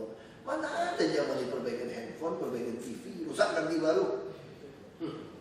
Jadi masih latihan, jahit menjahit apa gitu kan. Pada kebutuhan itu apa? Saya bilang sama BLK. Tahu nggak sekarang kita kekurangan apa? Tukang pijit, tukang manicure, pedicure itu, tukang lulur, tukang spa. Di SMK sudah ada. Kurang itu Pak. Kecantikan. Ya kita kurang ternyata. Kenapa tidak mau direkrut? Promosinya masih jelas. Misalnya, untuk apa BLK? Terus sopir taksi, ribuan taksi, nggak ada sopir. Itu rekrut dari mana? Jawa Tengah, Jawa Timur. Sementara di sini BLK nggak pernah mau latihan orang bawa taksi. Ini Marunda saya lagi buka nih, sudah mau latihan bawa taksi ini. Tengah muda yang mau. Tapi kalau biasa dia Pak Oga yang pengapres dia nggak mau. Makanya mesti sikat, paksa aja sama yang mau. Operator alat berat, coba ke daerah utara, Cilincing Marunda, dicari operator alat berat. Nah nggak usah jauh-jauh Pak. Sopir busway, bus Transjakarta itu Pak, 3,5 UMP Pak, 7,7 juta. Bagus dong. Kenapa anak Jakarta tidak mau dilatih bawa mobil? Nah karena kita nggak pernah ketemu gitu Pak. Nah saya setuju, asal ada kerjasama tingkatkan aja Pak. Ditingkatkan aja supaya bisa jalan ini. Izin Pak, saat ini juga Pemprov Pak kita di bawah koordinasi Pak Dirjen Pak Sahrul Effendi dengan lembaga sertifikasi profesi memperkuat teman-teman dari lulusan SMK selain dia dapat ijazah punya keterampilan punya sertifikat yang qualified sehingga nanti kalau dapat sertifikat qualified dia akan bisa masuk kemana saja. Nah, Sertifikatnya mesti dari dunia usaha, betul Pak. jangan versi kita. Betul Pak. Ijazah tinggi nggak ada gunanya kalau Itu badan independen Pak. Hanya di koordinasi di bawah Pak Sahrul. Kira-kira sekarang barangkali sudah masuk pada taraf sampai 80-90% Pak. Kita sudah menghadap pada badan standar nasional profesi Pak. Itu nanti dia akan meng-guidance itu. Kalau konsep beliau bagus juga tadi. Maksud saya itu bisa grup Astra. Grup Astra itu dia bukan merasa cuma ngambil pegawai dari kita, tapi kita mau bikin dia. Saya dari BBM dia. Astra seolah-olah punya SMK yang tidak perlu dia dirikan, tidak perlu dia bayar gaji gurunya. Dia hanya menitipkan model yang dia mau, sehingga dia akan merasa senang. Kan maunya seperti itu kan? Betul Pak. Jadi itu kita mau kejar. otomotif 52 kelasnya Daihatsu. Iya. Keluarnya kan seluruh peralatan Daihatsu masuk. Nah, nanti keluar ya mekanik Daihatsu terus dari situ ada kelas Suzuki, ada kelas berat, ada kelas itu. Alat berat kita kurang-kurang kan? Astra Group kan luar biasa besar. Dia ada kelas. Siapa yang mau masuk kelas terusin alat berat? Iya. Jadi dia masukin kurikulumnya. Sehingga begitu dia keluar udah langsung kuasai. Kalau soal alat berat sementara ini masih mereka otomotif, termasuk di 52 tracking juga. 52 di Pluit bukan? Di sana Pak, itu Cibubur Pak. 52 saya juga bikin cuci mobil itu loh. Ya, Robotik. ya. SMK apa ya? SMK sebelah situ 52 apa sih? Yang 56 Pak. Pluit. Oh ada. Itu ada. Saya tiap hari lewat pulang pergi kerja tuh lewat situ. otomotif juga Pak. Otomotif Pak. Termasuk makan furniture kita kan sudah luar biasa Pak. Kita harus lebih banyak SMK itu sebetulnya. Jadi lembaga sertifikasi profesi tadinya kan untuk mengambil sertifikasi dibebankan pada sekolah Pak. Ini kemahalan nanti kita coba backup dengan. Enggak, ini bagus maksud saya. Kita jangan kejar sertifikatnya. Benar-benar kalau saya bilang kita kejar kasih pengusaha. Sebetulnya BM kan Pak masih ngomong lagi tuh sama Pak yang kebaya baru. Jadi banyak perusahaan itu ingin sekali punya badan diklat sendiri. Tapi kan tidak semua perusahaan harus bikin ya, terbatas. Nah sekarang yang mahal itu apa Jakarta? Tanah, gedung. Kita punya BRK gitu luas, sekolah gitu banyak. Kenapa nggak mau sekolah? Udah ini punya kamu aja deh. Anggap punya kamu. Kamu maunya gimana? Kan dia bikin. Pasti dia itu lebih cepat. Pak Polisi, ada juga di satu kendala di kita. Kita ada SMA punya unit produksi, punya bisnis center. Tapi ketika kita manfaatkan untuk bisnis, kita agak terganggu dengan pajak atau BPJS, aturan pajak. Jadi kita susah mengembangkan. Kalau pajak itu kita tuh berdua kita tuh. Kita tunggu Pak Jokowi pindah ke depannya. Baru disampaikan. Jadi misalnya gini Pak, ketika anak berprogram, katakan kita keluar ke bisnis center kita punya lokasi yang bagus untuk bisnis besar kita ekspor. BPN. Di bisnis center kita di sekolah, kita semua ekspor, tapi ya tangan ketiga. Nanti ketika kita itu, ini harus lapor di keuangan, kalau dianggap sebagai aset ketiga, ya harus laporan pajak, laporan ini, padahal itu untuk pembelajaran gitu Pak. Tadi perlu ada kayak semacam bapak angkat itu Pak yang dalam konteks administrasi itu bisa. Saya kira langsung hubungin ke pengusaha furniture langsung. Masuk kan kita Udah ya? udah jadi sekarang tuh polanya itu kayak dulu living yang dipakai kuku itu living apa itu yang perusahaan furniture itu konstruksi dari kita definisi di mereka karena kita kurang kenal definisi. Jadi kalau meja ini mohon izin ini ada masalah bisa dikit meja tapi definisinya itu kita masih teknologinya masih cara kita sekarang adalah dengan glass picture. Ketika di Propan Raya kita tarik ke produk calnya terus setiap tahun mereka ada aturan baru lari di sekolah untuk mati. Tapi kan dalam 1, 2, 3 hari itu kan nggak maju untuk pelatihan finishing. Sementara teknologi finishing kan terus menerus. Makanya caranya gaya mereka seolah-olah mereka punya pegawai murah Pak. Ya saya punya teman yang menarik Pak. Ini ceritanya soal latih kebun. Ini di Belitung, itu daerah Tandus, ini orang Jawa Timur. Pak Dedi wah ini kayak Ustadz tadi. Dia buka sekolah untuk anak-anak pertanian. Pulang sekolah, bikin pertanian. Lalu saya pikir, duit dari mana kan? Saya bantu beli stem. Dia berkembang. Dari mana berkembang? Saya hitung-hitung. Saya pikir masuk akal. Itu sama aja, bukan dia jahat. Maksudnya sama aja dapat tenaga kerja murah. Sama aja jadi koperasi. Anak-anak daripada nakal gak karuan main game. Dia mencocok tentang sore. Begitu hasil jual, bagi hasil. Dia tutupin.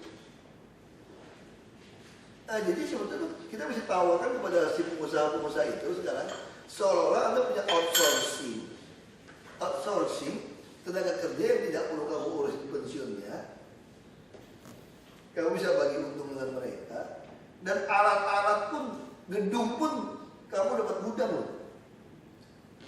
Ya kan? Nah, saya punya teman lagi satu, misalnya dari Belitung Timur, dia bikin kasur Palembang tuh kan? Ya. Suka jual-jual itu. Dia bilang, aku bantuin kamu. Itu latih ibu-ibu bikin kasur Palembang. Terus kita bantu jual. Saya pikir kamu bisa untung dari mana? Untung dong. Pasti bisa untung, saling untung. Kenapa? Karena saya Pemda menyediakan gedung balai latihan kerja tanpa nyewa dia kan Pak. Listriknya juga saya tutupin. Orang latihan ibu-ibu di situ, dia ambil jual, dia dapat biaya murah, dapat tenaga kerja murah. Dia. Orang juga latih, dan masyarakat juga untung. Nah, jadi outsourcing versi baru ini harus kita bikin gitu. Sampai pada pengusaha, ini kan jangan menghambat, mempersulit dia. Jadi kasarnya gini Pak Taufik, saya serahkan sekolah saya sama kamu sebagai tempat praktek kamu. Cuma gurunya kami yang tetap kami gaji sendiri guru kami. Kamu maunya apa? Kira-kira gitu. Yang penting kamu untung, kita untung. Iya, betul. Jangan Pak. Itu yang kita lakukan. Jadi jangan kita seolah-olah dia yang ngemis kita gitu loh. Jadi kita yang menawarkan diri. Saya menawarkan diri untuk Anda. Anda pakai semua fasilitas saya untuk bantuan produksi Anda. Itu hebat berapa dia duit Pak. Semua perebut Pak. Kalau Bapak buka seperti itu Pak. Perebut Pak. Bayangkan saya tidak usah beli gudang, tidak usah beli ruangan untuk workshop. Kalau produksi, pegawai hasil ada produk perumahan. Dia dikasih berapa? Untung saya. Jadi teknik itu sudah menguntungkan. Pasti pengusaha yang cerdas dia mau. Tidak buka seperti itu. Pasti mau kan kayak mana yang lebih kita. Gak pernah dibuka aja. Coba buka sama perusahaan besar. Nasional Mobil segala macam, Panasonic segala macam. Mau dia Pak. Pada buat gudang di mana? Per hektar-hektar, bangunan lengkap. Coba kalau saya gudang berapa per meter Pak? Tiba-tiba Anda punya. Kayak teman saya itu listrik pun dia mau bayar Pak. Jadi listrik untuk itu dia yang bayar. Kenapa? Karena dia untung. Pelatihan ibu-ibu dapat tempat produksi. Gak usah sewa. Punya showroom, orang datang lihat. Saya rumah saya di Belitung sebenarnya jadi buat batik. Orang bikin nanti di Jawa, nanti ibu-ibu. Ibu-ibu dilatih pijet wajah, toto wajah diajarin. Lumayan orang capek dia cari uang. Di Belitung, kan sekarang adik saya jadi bupati. Nah, jadi dia bisa, saya setuju Pak itu Pak. Tapi harus ini. Saya tak pernah jadi Pak. Dulu lebih dari SMA dari 2007 tentang aktif dan sebagainya. Tadi menyimak pengalaman Bapak sehubungan dengan kami guru, saya juga teringat pengalaman saya SD. Kita dekat sekali dengan guru, sehingga rasanya mudah sekali komunikasi. Kemudian kita juga terbentuk akhlak yang berkaitan seperti Bapak tadi, terbentuk yang seperti diinginkan. Nah sekarang kita kembali ke zaman yang sekarang nih Pak.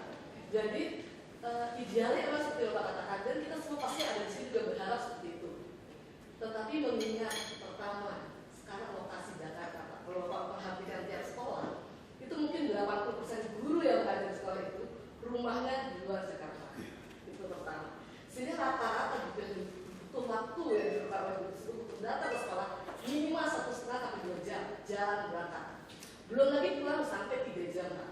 Jadi satu hari dihabiskan waktu di jalan 4 sampai 5 jam. Jadi kalau mengharapkan kita melakukan sesuatu yang seperti Bapak bilang berkunjung ke rumah siswa dan sebagainya, sekarang sangat sulit dilakukan. Nah, padahal kita mau seperti itu, dan kita mengerti itu juga tugas kita. Nah, oleh sebab itu alangkah indahnya agar kita dapat juga atau ke depan memikirkan bagaimana ya kira-kira seperti yang sudah Prof. DKI lakukan untuk mengalokasikan di daerah UIN itu. Nah, bagaimana ke depannya diberikan juga lokasi untuk guru barangkali tak rumahan yang ya khusus untuk guru dengan harga yang terjangkau oleh guru, sehingga lokasi tidak terlalu jauh Pak dari Jakarta Pusat. Rumahnya Tangerang Pak, rumahnya ada di Pondok Aren. Kita pernah 2 bulan sekali berkunjung Pak, silaturahmi arisan bergiliran. Sampai saya kajian kebetulan kalau rumah saya Pulau Gading dekat ya, ngajar saya penting, nggak sampai setengah jam saya sampai. Jadi saya sih bisa membayangkan bagaimana rumah saya nggak gampang capek, nggak gampang emosi di kelas, nggak gampang sakit, yang mah dan darah tinggi teman-teman sekolah saya bayangkan Pak. Kenapa? Karena capek di jalan stres. Nah jadi sebetulnya pendidikan bagus, tapi kan nomor 1 kesehatan. Jadi kita juga perlu dukungan kesehatan sehingga prima mengajar, apa yang ada di rumah dipercayakan bisa teraplikasi. Di rumah udah berusaha Pak, tapi sampai sekarang udah kecapean. Tapi gini, jujur aja Bapak Ibu, permintaan Ibu gak mungkin dipenuhi. Kenapa? Karena Jakarta ini tanah terbatas. Sekarang orang gaji 20 juta pun tidak bisa lagi beli tanah di perumahan di DKI. Rumah kecil-kecilnya udah 3 miliar, 4 miliar. Dulu saya kredit rumah saya itu saya ingat 127,5 juta. 200 meter persegi. Saya kredit 5 tahun, dulu pun bayarnya 4 juta lebih tiap bulan. Padahal gaji waktu itu UMP itu masih di bawah 1 juta. Saya untung aja kerja sama bapak saya, sama om saya, ngurusin duit, saya mampu cicil itu rumah. Jadi saya jadi bujangan, saya udah beli rumah tahun 89. 127,5 juta. Nah, saya cicil 5 tahun. Itu cerita dulu. Sekarang harga rumah di sana kira-kira 4,5 miliar. Naiknya nih. Tanah 25 juta sampai 30 juta. Nah kita bisa bayangkan kalau saya mau cicil sekarang, kayak adik saya dia mau beli apartemen, dia mesti cicil, dia ambil apartemen kira-kira 3,5 miliar lebih, 3,7 miliar, dia butuh cicil 50 juta 5 tahun. Nah, kita mesti urutkan tuh bantu dia tuh. Nah, sekarang bagaimana bisa orang tinggal di Jakarta? Apartemen nggak ada biaya servisnya. Nah, ini kita contoh model gitu ya. Nah, jangan kita lakukan di Jakarta. Kita sepakat harus dekatkan seperti itu. Maka kami mau membangun banyak apartemen, bukan milik. Karena kalau subsidi milik, subsidi termahal itu di tanah. Kalau tanah itu subsidi, mana ada tanah lagi? Tanah nggak bisa beranak. Makanya kita lakukan itu apa? Kita mau bangun apartemen yang seharga kos. Karena kalau ibu kos nggak mungkin ada anak, ada pembantu. Harus ada apartemen seharga kos yang tidak mungkin dibuat oleh swasta kecuali kita. Itu makanya kita mau minta sekolah-sekolah digabungin itu tadi, Pak. Kita mau bikin dekat-dekat sekolah itu ada pasar, ada apartemen. Ya, seperti misalnya di Pasar Minggu, Pasar Rumput, itu 3.500 unit. Pakai lift. Apartemen ukuran 30 meter persegi. Sewanya berapa? Mungkin 2 juta, 3 juta sebulan. Karena dibandingkan ongkos bapak ibu bolak-balik suami istri sama juga. Tapi ini nggak perlu di-oversewakan. Nah, sehingga bapak ibu tetap beli rumah di pinggiran. Nah, terus kedua, memang mesti masalah kereta api. Saya pun heran nih, kita ini lucu. Kalau di luar negeri, jalan tol, tengah kan kosong, pasti kereta api. Kita nggak bisa. PT KAI sama Jasa Marga kan beda. Negara nenek moyang lo beda. Tapi kita ini lucu. Di sektor seperti itu. Sama seperti sekarang SPBU dilewatin pipa gas PGN. Pengusaha modal, udah kamu pasang mesin gas aja satu, kok sambungin gasnya? Kamu jualan gas, supaya mobil gas Transjakarta bisa masuk isi. Pertamina tidak boleh, ini SPBU kami, tidak ada urusan dengan gas. Mati gak seperti itu ngomong? Kan gas juga dari kalian Pertamina yang cari. Makanya saya nggak ngerti presiden cara pikirnya. Saya bilang kalau saya presiden, kok panggil menterinya? Lo nggak mau lakukan, gue pecat hari ini juga. Ini lucu, jadi yang kita mau lakukan itu selain transportasi massal tadi supaya murah, orang nggak bisa bawa kendaraan tersebut, buang bensin mahal. Yang kedua itu kos, sehingga Senin sampai Jumat sampai Kamis malam itu orang akan milih kos seperti itu. Nah itu yang kita bangun banyak. Untuk Pak Taufik, ya sekolah-sekolah itu kita mau gabung supaya dapat tanah. Ibu nggak keberatan sekolah bikin tinggi seperti swasta. Sarana olahraga di dalam, kenapa nggak boleh? Kan boleh kan? Sekolah kan udah zaman teknologi begitu masih mau ngotot.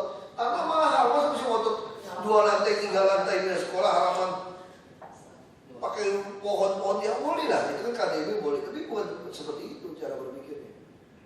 Jadi kami udah putuskan, Rusunawa tidak ada, Rusunawa pun tidak ada sebetulnya untuk orang miskin. Nggak ada sewa. Yang ada hanya bayar distribusi kebersihan keamanan. Nah, tapi kalau untuk yang di kelas tengah kota ada Rusunawa, tidak boleh Rusunami. Rusunami di Kalibata, apa yang terjadi? Yang beli orang kaya, Kebayoran orang kaya. Karena yang subsidi mahal kan tanah, bukan bangunan. Orang beli dia untung, beli sesuatu 5 juta langsung dia jual 400 juta kan? Nah dia tidak boleh. Karena di kota besar selalu ada orang yang belum beruntung. Nah, sehingga Bapak Ibu dapat uang hemat ini, transport ini, cicillah rumah di pinggiran. Nah, dari pinggiran masuk harus ada transportasi massal. Nah, itu kereta api. Nah, kereta api sudah ada satu loop line.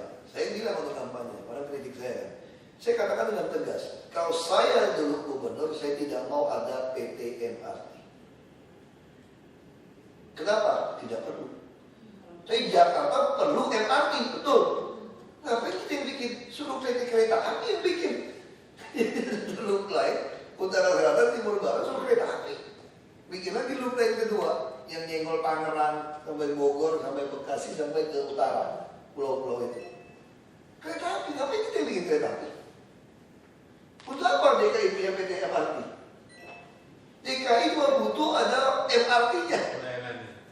Saya nggak butuh PT MRT, gitu lah. Nah ini yang perlu kita mulai Jadi itu kita lagi mau bangun. Tapi sampai sekarang belum ada laporan tanah-tanah mana yang bisa kita beli. Sekolah-sekolah mana yang bisa digabung. Yang sekolah-sekolah jelek itu jangan dibangun-bangun lagi, digampang lantai. Kita langsung bikin 10 blok gitu. Ya gurunya pun bisa tinggal di atas. Dan murid-muridnya pun kalau yang murid-muridnya yang kurang mampu bisa tinggal di situ juga. Jadi bayangkan kita tinggal di satu super blok, bawahnya pasar, tempat rekreasi segala macam. Ibu bayangkan nggak tinggal di Central Park gitu, ya kita di Kelapa Gading di Moi gitu kan. Jadi kita bisa turun ketemu. Nah itu yang kota besar harusnya seperti itu. Ya sekolah-sekolah harusnya yang di pinggiran ya Pak sebetulnya. Banyak anak saya suka sekolah di Karawaci. Benar-benar terasa sekolah di kampung. Lapangan bola yang besar. Aman sekolah. Itu Karawaci gede banget ya. Itu sekolah yang betul-betul ya mesti jam 6-10 harus jalan, gak apa-apa dia nikmatin di sekolah. Sekolah yang besar, tapi kan terlalu mahal sekolah ini. Nah, saya kita bisa bikin negeri ya seperti itu. Itu suka sekolah kayak sekolah luar negeri dia bikin lingkungannya. Alamat. Kalau begitu contoh sekolah yang terbaik deh saja Karawaci itu ya. Model perlengkapan sekolahnya segala macam bagus banget. Nah, saya suka tuh sekolah kayak gitu teman. Kayak di kampung saya itu hal itu ada fasilitas dulu. Ada lagi yang lain? Yang ada kita foto-foto di ruangan.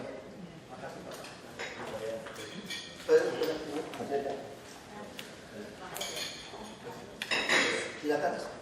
Ya, terima kasih Bapak. Terima kasih atas kesempatannya.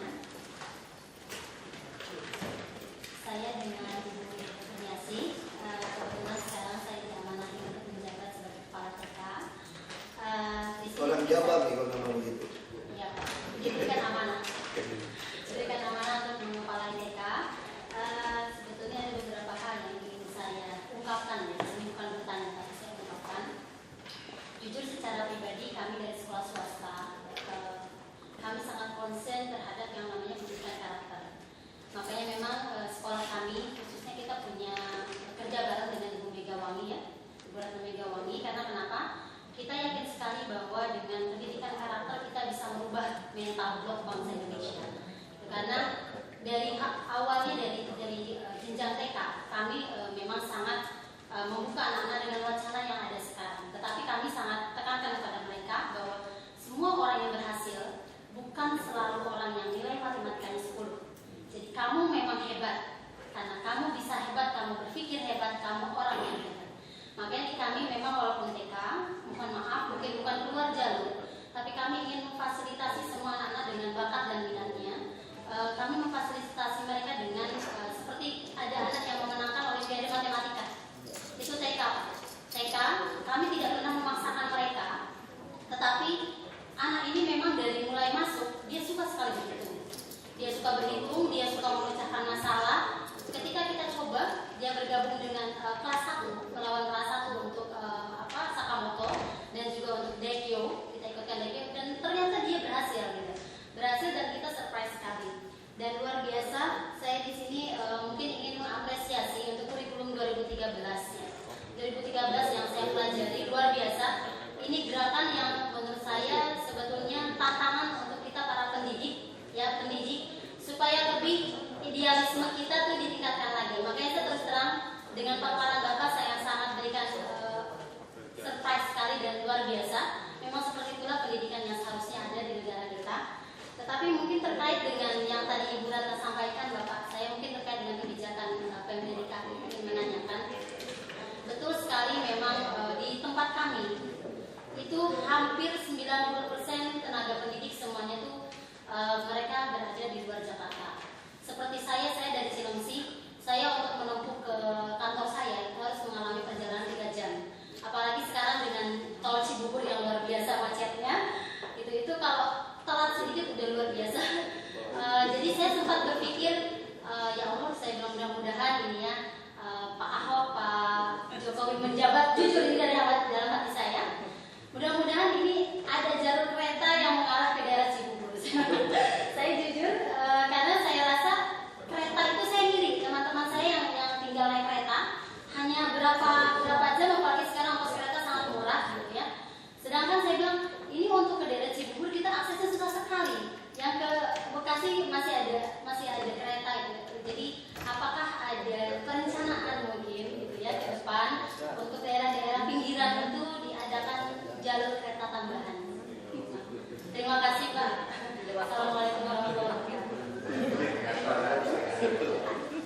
Itu nanti di monorail itu sudah. Tapi saya juga ragu dengan monorail ini, jangan-jangan mereka cuma bangun terus ambil untung bangunnya jual ke kita. Hampir semua negara begitu main kontrak per monorail. Makanya mereka selalu menuntut kalau dia bangkrut kita harus beli. Jadi dia sengaja bikin bangkrut, dia jual. Makanya saya dari dulu saya katakan harusnya serahkan pada PT Kereta Api. Kereta Api pasti dia lebih baik, dia pengalaman berapa ratus tahun. Kenapa sih kita mesti bikin yang aneh-aneh lagi gitu? Nah sama seperti sekarang kan, persoalan dari Bogor, Sentul, Cibubur itu selesai mudah sekali. Pakai aja ruas di tengah tol itu loh. Ya apa sih susahnya? Tanah kita luas, pakai aja di tengah. Yang mahal kan bebasin lahan, seluruh kereta api bangun. Dan berapa harganya sampai tutup? Saya berani taruh kalau dari Bogor sampai ke Jakarta sampai 20.000 juga orang naik pakai mobil. Sekarang kalau saya jauh-jauh, Serpong, ada teman saya tinggal di Serpong, Gading Serpong, BSD.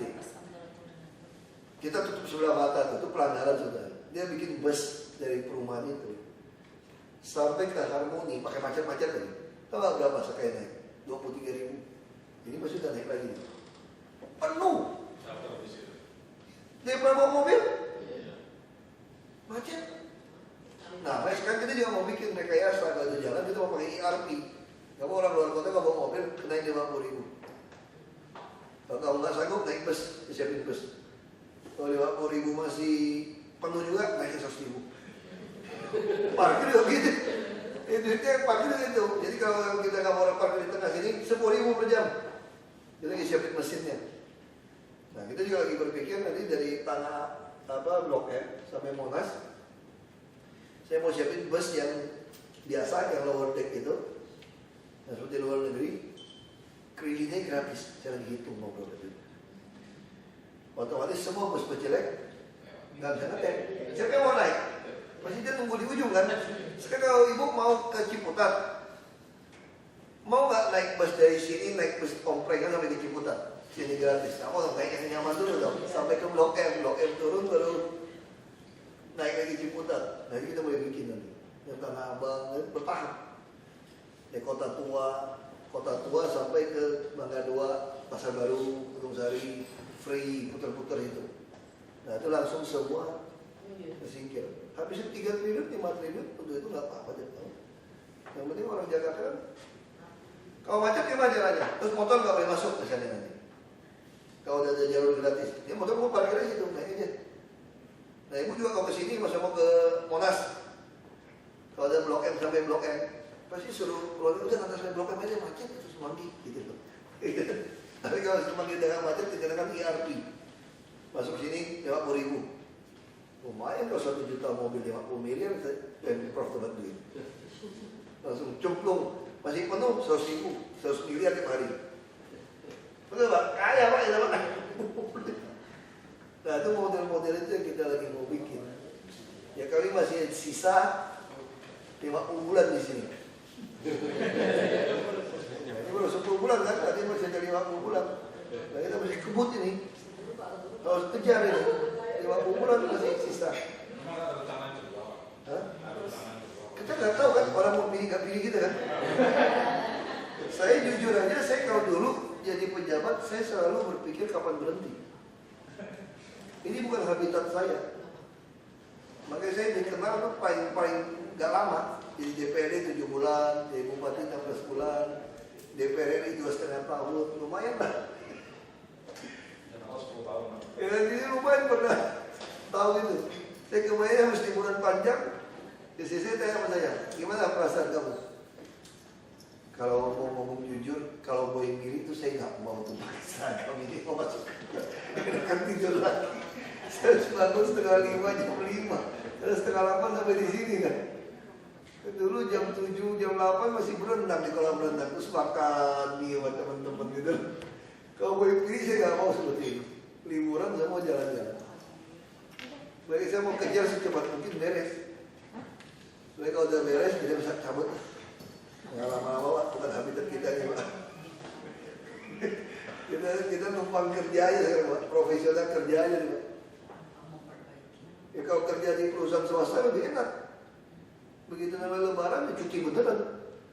Kalau udah sampai Jumat, udah betul-betul Thanksgiving Friday, Jumat, Sabtu, Minggu gak ada acara. Ini aku baru liburan, baru masuk, udah saya lihat. Jumat jam 2, gubernur suruh hadir dengerin pidato presiden di DPR RI jam 2. Jam 12 malam TMP Kalibata lagi, apa-apa lagi.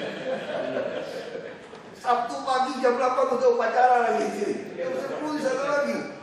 Terus sore lagi penurunan bendera lagi. Malam resepsi lagi. Alamak ini orang liburan di tanggal 18 merah pada ke Bali. Bendera, lu main jet ski, lu ikut gak? Udah bisa lu Sabtu setengah 8 lu main jet ski. Gua udah upacara pun. Kalau gua mesti jalan jam 7. Kita di komplek perumahan kan, kalau saya keluar rapi, pakai baju rapi. Temen saya masih bawa anjing dari raya. Ya, kalau ngomong jujur, kalau boleh pilih, saya pilih kayak gitu-gitu gitu. Kalau boleh pilih kan, makan mie, anjing gitu. Jadi kita lakukan seperti itu nggak bisa. Kita nggak bisa bantu orang banyak kan. Itu yang bapak saya bilang, kalau kita sedekahkan 1 miliar, 500.000 ke orang miskin, hanya bantu 2.000 orang.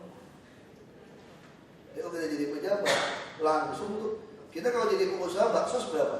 Ayo setahun 3-4 kali. Baksos kesehatan. Coba sekali kita jadi gubernur, wakil gubernur. Di DKI tiap hari baksos puskesmas. Udah gak? Baksos kan? Tiap hari baksos. Dulu kita berarti bisa bantu berapa beasiswa? Kasih uang saku ke anak. Mana bisa? Sekarang kita kurang anak, nyari-nyari lagi mana nih? Kita udah betul kan? Nah itu bedanya. Jadi pejabat sama bukan pejabat itu. Tapi kalau buat kehidupan pribadi, saya lebih suka nggak jadi pejabat. Jujur aja. Cuma kita nggak bisa bantu orang banyak. Nah saya masuk ke politik karena itu sebetulnya. Saya masuk ke politik itu bukan baik hati sebetulnya.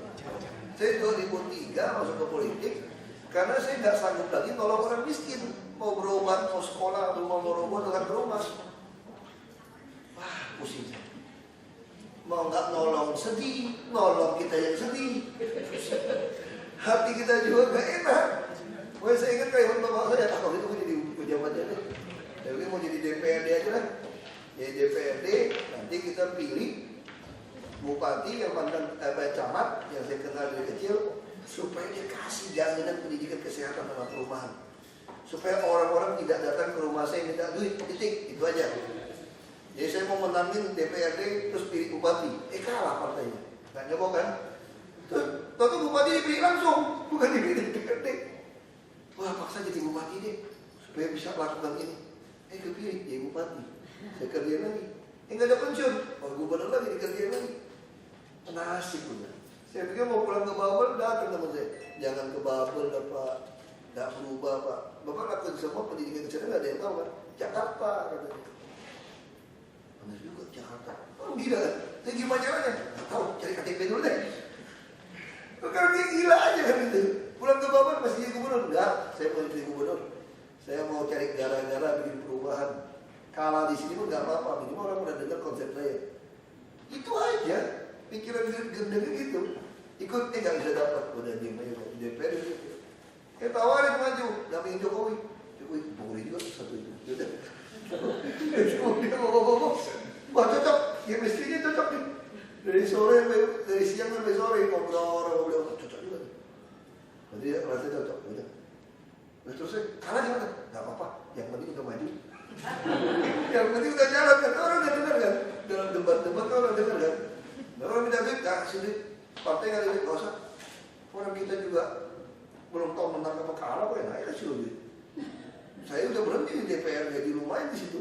Duduk-duduk datang dengar duit doang. Ngomong-ngomong sebentar terus dengerin gitu kan.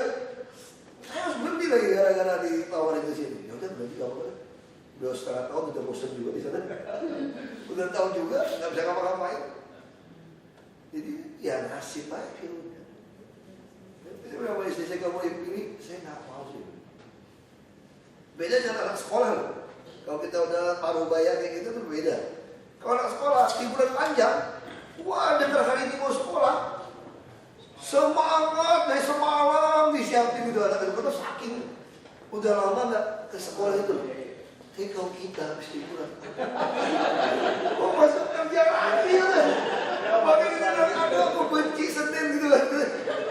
Kalau yang umur kita tuh beda gitu. Aduh kerja lagi, gimana mau tidur gitu. Tapi kalau kita merasa kerja buat orang lain, pasti kita semangat. Pasti kita semangat. Disiplin itu mesti semangat. Guru-guru mesti rajin olahraga. Kalau buang 5-6 jam memang masalah. Saya ngerti itu kesulitan bangun jam 4 pagi dan mesti berangkat apa. Itu masalah. Sholat subuh dari stasiun. Iya. Jadi olahraga itu masih malam masih ada lah, senam-senam jantung. Dia nggak butuh ke fitness. Gak banyak nggak usah ke fitness. Buang waktu. Senam jantung aja. Di YouTube banyak gerakan-gerakan. Mau perut rata, ada caranya, buka YouTube aja. How to make your stomach flat gitu kan. itu disiplin aja latihan. Setengah jam cukup setiap hari. Senam, sekarang. Nggak usah ada. Hemat waktu. Ya kita buka toko sebelah yuk. Dia tahu ruangan kerjanya. Ada beberapa masuk. Banyak yang belum pernah masuk.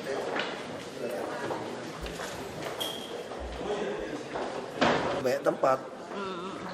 Terkait dengan tudingan beberapa LSM terkait swastanisasi air di Jakarta yang melakukan banyak pelanggaran, gimana? Tanggapan? Swastanisasi pelanggaran, swastanisasi air di Jakarta yang banyak melakukan pelanggaran. Ya itu kan zamannya dulu, kita lagi mau beli balik kan. Upaya kita kan mau beli kembali. Mau beli kembali? Ya kita udah sangat keras kepada PT Palija sekali, udah sangat keras. Kepada Suez International udah sangat keras. Saya udah kasih dia 3 opsi kan dulu kan. Opsi pertama Anda bikin kontrak yang betul. Opsi kedua kami beli. Opsi ketiga kami rampas. Nasionalisasi versi DKI saya bilang. Udah jelas itu kita keras sekali. Gitu. Kita nggak bisa itu kan kontrak-kontrak masa lalu kan. Ya kasih kita waktu lah. Ini Republik itu udah salah urus berapa puluh tahun. Ya kita pelan-pelan aja kita perbaiki. Pak, Blok G akan dikonsep seperti apa sih Pak nanti ke depannya? Ya konsepnya jadi pusat seperti Blok A, Blok B lah. Cuma tidak ada konsep khusus Pak, mau dibikin seperti apa kan untuk mempertahankan Tanah Abang sebagai pasar terbesar. Kita mau gabungan seperti A sama B. Jadi kita pengen konsepnya itu nanti kalau turis datang ke Indonesia, ke Jakarta, pengen beli barang-barang retail grosir seperti itu pasti ke Tanah Abang. Makanya Tanah Abang harus aman, tidak ada tukang palak, parkir mobil dipalakin parkir gitu mahal. Itu semua itu tidak boleh ada lagi. Itu yang mau kita lakukan. Ada dana khusus Pak untuk itu? Itu serahkan PD Pasar Jaya aja. Berapa sih Pak yang keluar itu untuk pembenahan? Mungkin 2 miliar, 3 miliar kali. Untuk apa aja tuh Pak yang 2 miliar, Mungkin. 3 miliar itu? Gedung saya nggak tahu. Nggak tahu saya. Oke, buat ngebersihin. Saya nggak mau tahu lah. Pak, setelah 6 bulan free, nanti seperti apa nih Pak? Mereka Ya kan kita bayar yang wajar aja. Jadi di luar bayar berapa kan ada sisi keuntungan. Kita nggak mungkin ngalahin. Tugas PD Pasar Jaya kan membuat orang kaya. berapa besar Pak nanti mereka mesti bayar? Saya nggak tahu. Pasti yang masuk akal yang murah lah pasti. Dan kita pengennya cicilannya juga per hari bila perlu atau per minggu atau per bulan. Beres dari Blok G mau kemana lagi Pak? Hah? Beres Tanah Abang ini kan PKL udah masuk nih. Mau Belum kemana beres lagi, kok Pak? Tanah Abang. Kalau sudah Kita jalan simultanis kan kita udah tugaskan para wali kota untuk bereskan semua wilayah yang menghambat lalu lintas. Oke, mana aja? Jatinegara dan Pasar Minggu Pak? Semua. Pasar Gemblong semua. Pak kemarin Termasuk pasar pagi juga. Pak, semua. tapi kemarin hasil keputusan PKL Pasar Gemblong boleh berjualan di atas trotoar gimana? Ya itu, sementara kan sama kemarin Tanah Abang juga begitu kan solusi sementara kan. Boleh dulu kan sementara juga begitu kan. Itu sampai berapa lama Pak? Untuk Tergantung pasar salah minum obat kita kapan saya bilang kan. Pak, konsep pasar malamnya seperti apa? Konsep pasar malam Pak? Mesti jadi kan tiap jalan kan ada jalan yang tidak menghambat lalu lintas. Masih ada alternatifnya. Nah itu yang akan kita jadikan pasar malam. Di mana saja Pak? Nanti wali kota yang tahu. Bapak yang Jatinegara sama Pasar Minggu itu mau dipindahin kemana Pak? Nggak pindah kemana-mana. Mau dibangun juga di situ. Mau dibangun juga di situ. Pak, nanti terus Pak Gup kemarin bilang ada sekitar 23 atau 20 lebih lokasi binaan itu di mana aja ya Pak ya? Aku nggak hafal. Pak, Itu udah Udah ada. Blok bintang di bawah dinas UKM. Pak, semua akan dioperasikan lagi di Pasar Jaya atau seperti apa? Karena kan kendalanya kadang di swastanisasi. Enggak, jadi sekarang Pasar Jaya sudah tidak bisa swastanisasikan semua. Ada yang bisa udah terlanjur swasta, tapi umumnya dikelola sendiri. Dia ada pasar rakyat. Tahun ini pun kita akan bangun 5 pasar. Untuk pasar rakyat seperti itu. Pasar modern. Tahun ini, Pak? Iya. Pak, yang pasar Di mana saja Pak 5 itu Pak? Aku lupa tuh, ada pasar Langka, pasar Manggis, apa segala macam, saya lupa. Berapa dana Pak alokasi untuk 5 pasar baru Pak? Itu kita paksa pengusaha yang kerjasama dengan PD Pasar Jaya untuk sumbang bangun. Pak, berapa Pak dananya alokasi? Saya nggak tahu. Mungkin hampir 50 miliar lebih itu mereka harus bangun. Bukan kita, suruh mereka CSR. Oke, itu untuk menyerap PKL di mana saja Pak? PKL juga. Di mana saja? Yang Ya, pokoknya nanti bisa masukin, kita dorong masuk. Termasuk kita bangun rumah susun terpadu. Nanti kan di pasar Minggu juga kita bangun. Pasar rumput juga dibangun. Dan nanti semua kita dorong mereka masuk. Termasuk taman-taman. Nanti kan Taman Waduk Pluit kan jadi contoh pertama. Jadi harusnya taman-taman itu boleh diisi oleh PKL. Tapi PKL yang tidak permanen. Dan tidak boleh ngotorin. Jadi intinya tuh kita ingin bagaimana kita ngerti PKL. Namanya PKL itu harus mendekatkan diri kepada yang pengunjung kan. Nah, taman yang bagus kalau banyak pengunjung harus ada PKL di dalamnya. Jadi konsepnya seperti itu. Sehingga kita tuh bukan anti PKL. Orang tuh memposisikan siapa yang anti PKL? PKL ini menolong perekonomian. Taman nggak boleh Pak. Kan mereka bukan yang Jualan. ngetat gitu Pak. Makanya nanti kita mesti atur, dia nggak boleh ngotorin. Nah ini kan kita dirancang. Kadang-kadang kan juga PKL juga ada oknumnya kurang ngajar kan. Dikasih orang kasih hati makan jantung gitu loh. Jadi itu juga mesti kita kasih tindakan tegas. pengawasan premannya gimana Pak? Itu sampai gimana? Preman ya suruh polisi tangkap. Perkembangan Metro Mini Pak, permajaan sama penghapusan Metro Mini sama. Kita tinggal tunggu dia beli, kalau dia nggak mau kita kan beli sendiri. Itu Kita tahun ini mau beli 1.000. Ya nggak ada deadline lah, cepet-cepetan aja. Katanya Pak dibilang bohong Pak, Siapa yang bilang bohong? Direktur Utama Metro Mini gitu. Siapa yang bilang dia bohong? Dia bilang kami bohong. Iya. Dia bilang kami bohong. Iya, belum ada kejelasannya sampai sekarang. Kejelasan dia yang nggak ada kejelasan. Kita tunggu dia udah lebih dari 6 bulan. Dia udah kita bilang suruh dia ganti kayak Kopaja. Kopaja kenapa bisa? Anda dari 2.000 pindah ke tengah jadi 6.000 sekarang. Terus penumpang Anda boleh naik Transjakarta gratis. Bohong siapa? Dia yang bohong, tidak bisa kasih kita bus. Pak, pengadaan Pak, terkait dengan perjanjian Lagi ditender kan katanya. perjanjian kerjasama antara November kali. Saya lagi minta pakai e-katalog nanti. Jadi supaya ke depan kita beli aja langsung, nggak usah tender lagi. Udah masuk soal LKPP berarti Pak? Lagi diusul karena kan karoseri masalah. Ya saya mesti masuk dalam. perjanjian kerjasama antara Pamjaya dengan Aetra dan Palija yang merugikan keuangan Pemprov DKI gimana Pak tanggapannya Pak? Nggak ada yang bilang merugikan, belum ada audit, mana tahu kita merugikan. Selisih hutang itu Pak yang setiap Ya tahun itu kan kontrak, makanya itu yang saya bilang harusnya batal demi hukum. Mana ada perjanjian bisnis mesti jamin Anda untung 22%.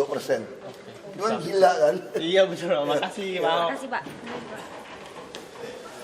Udah Bang.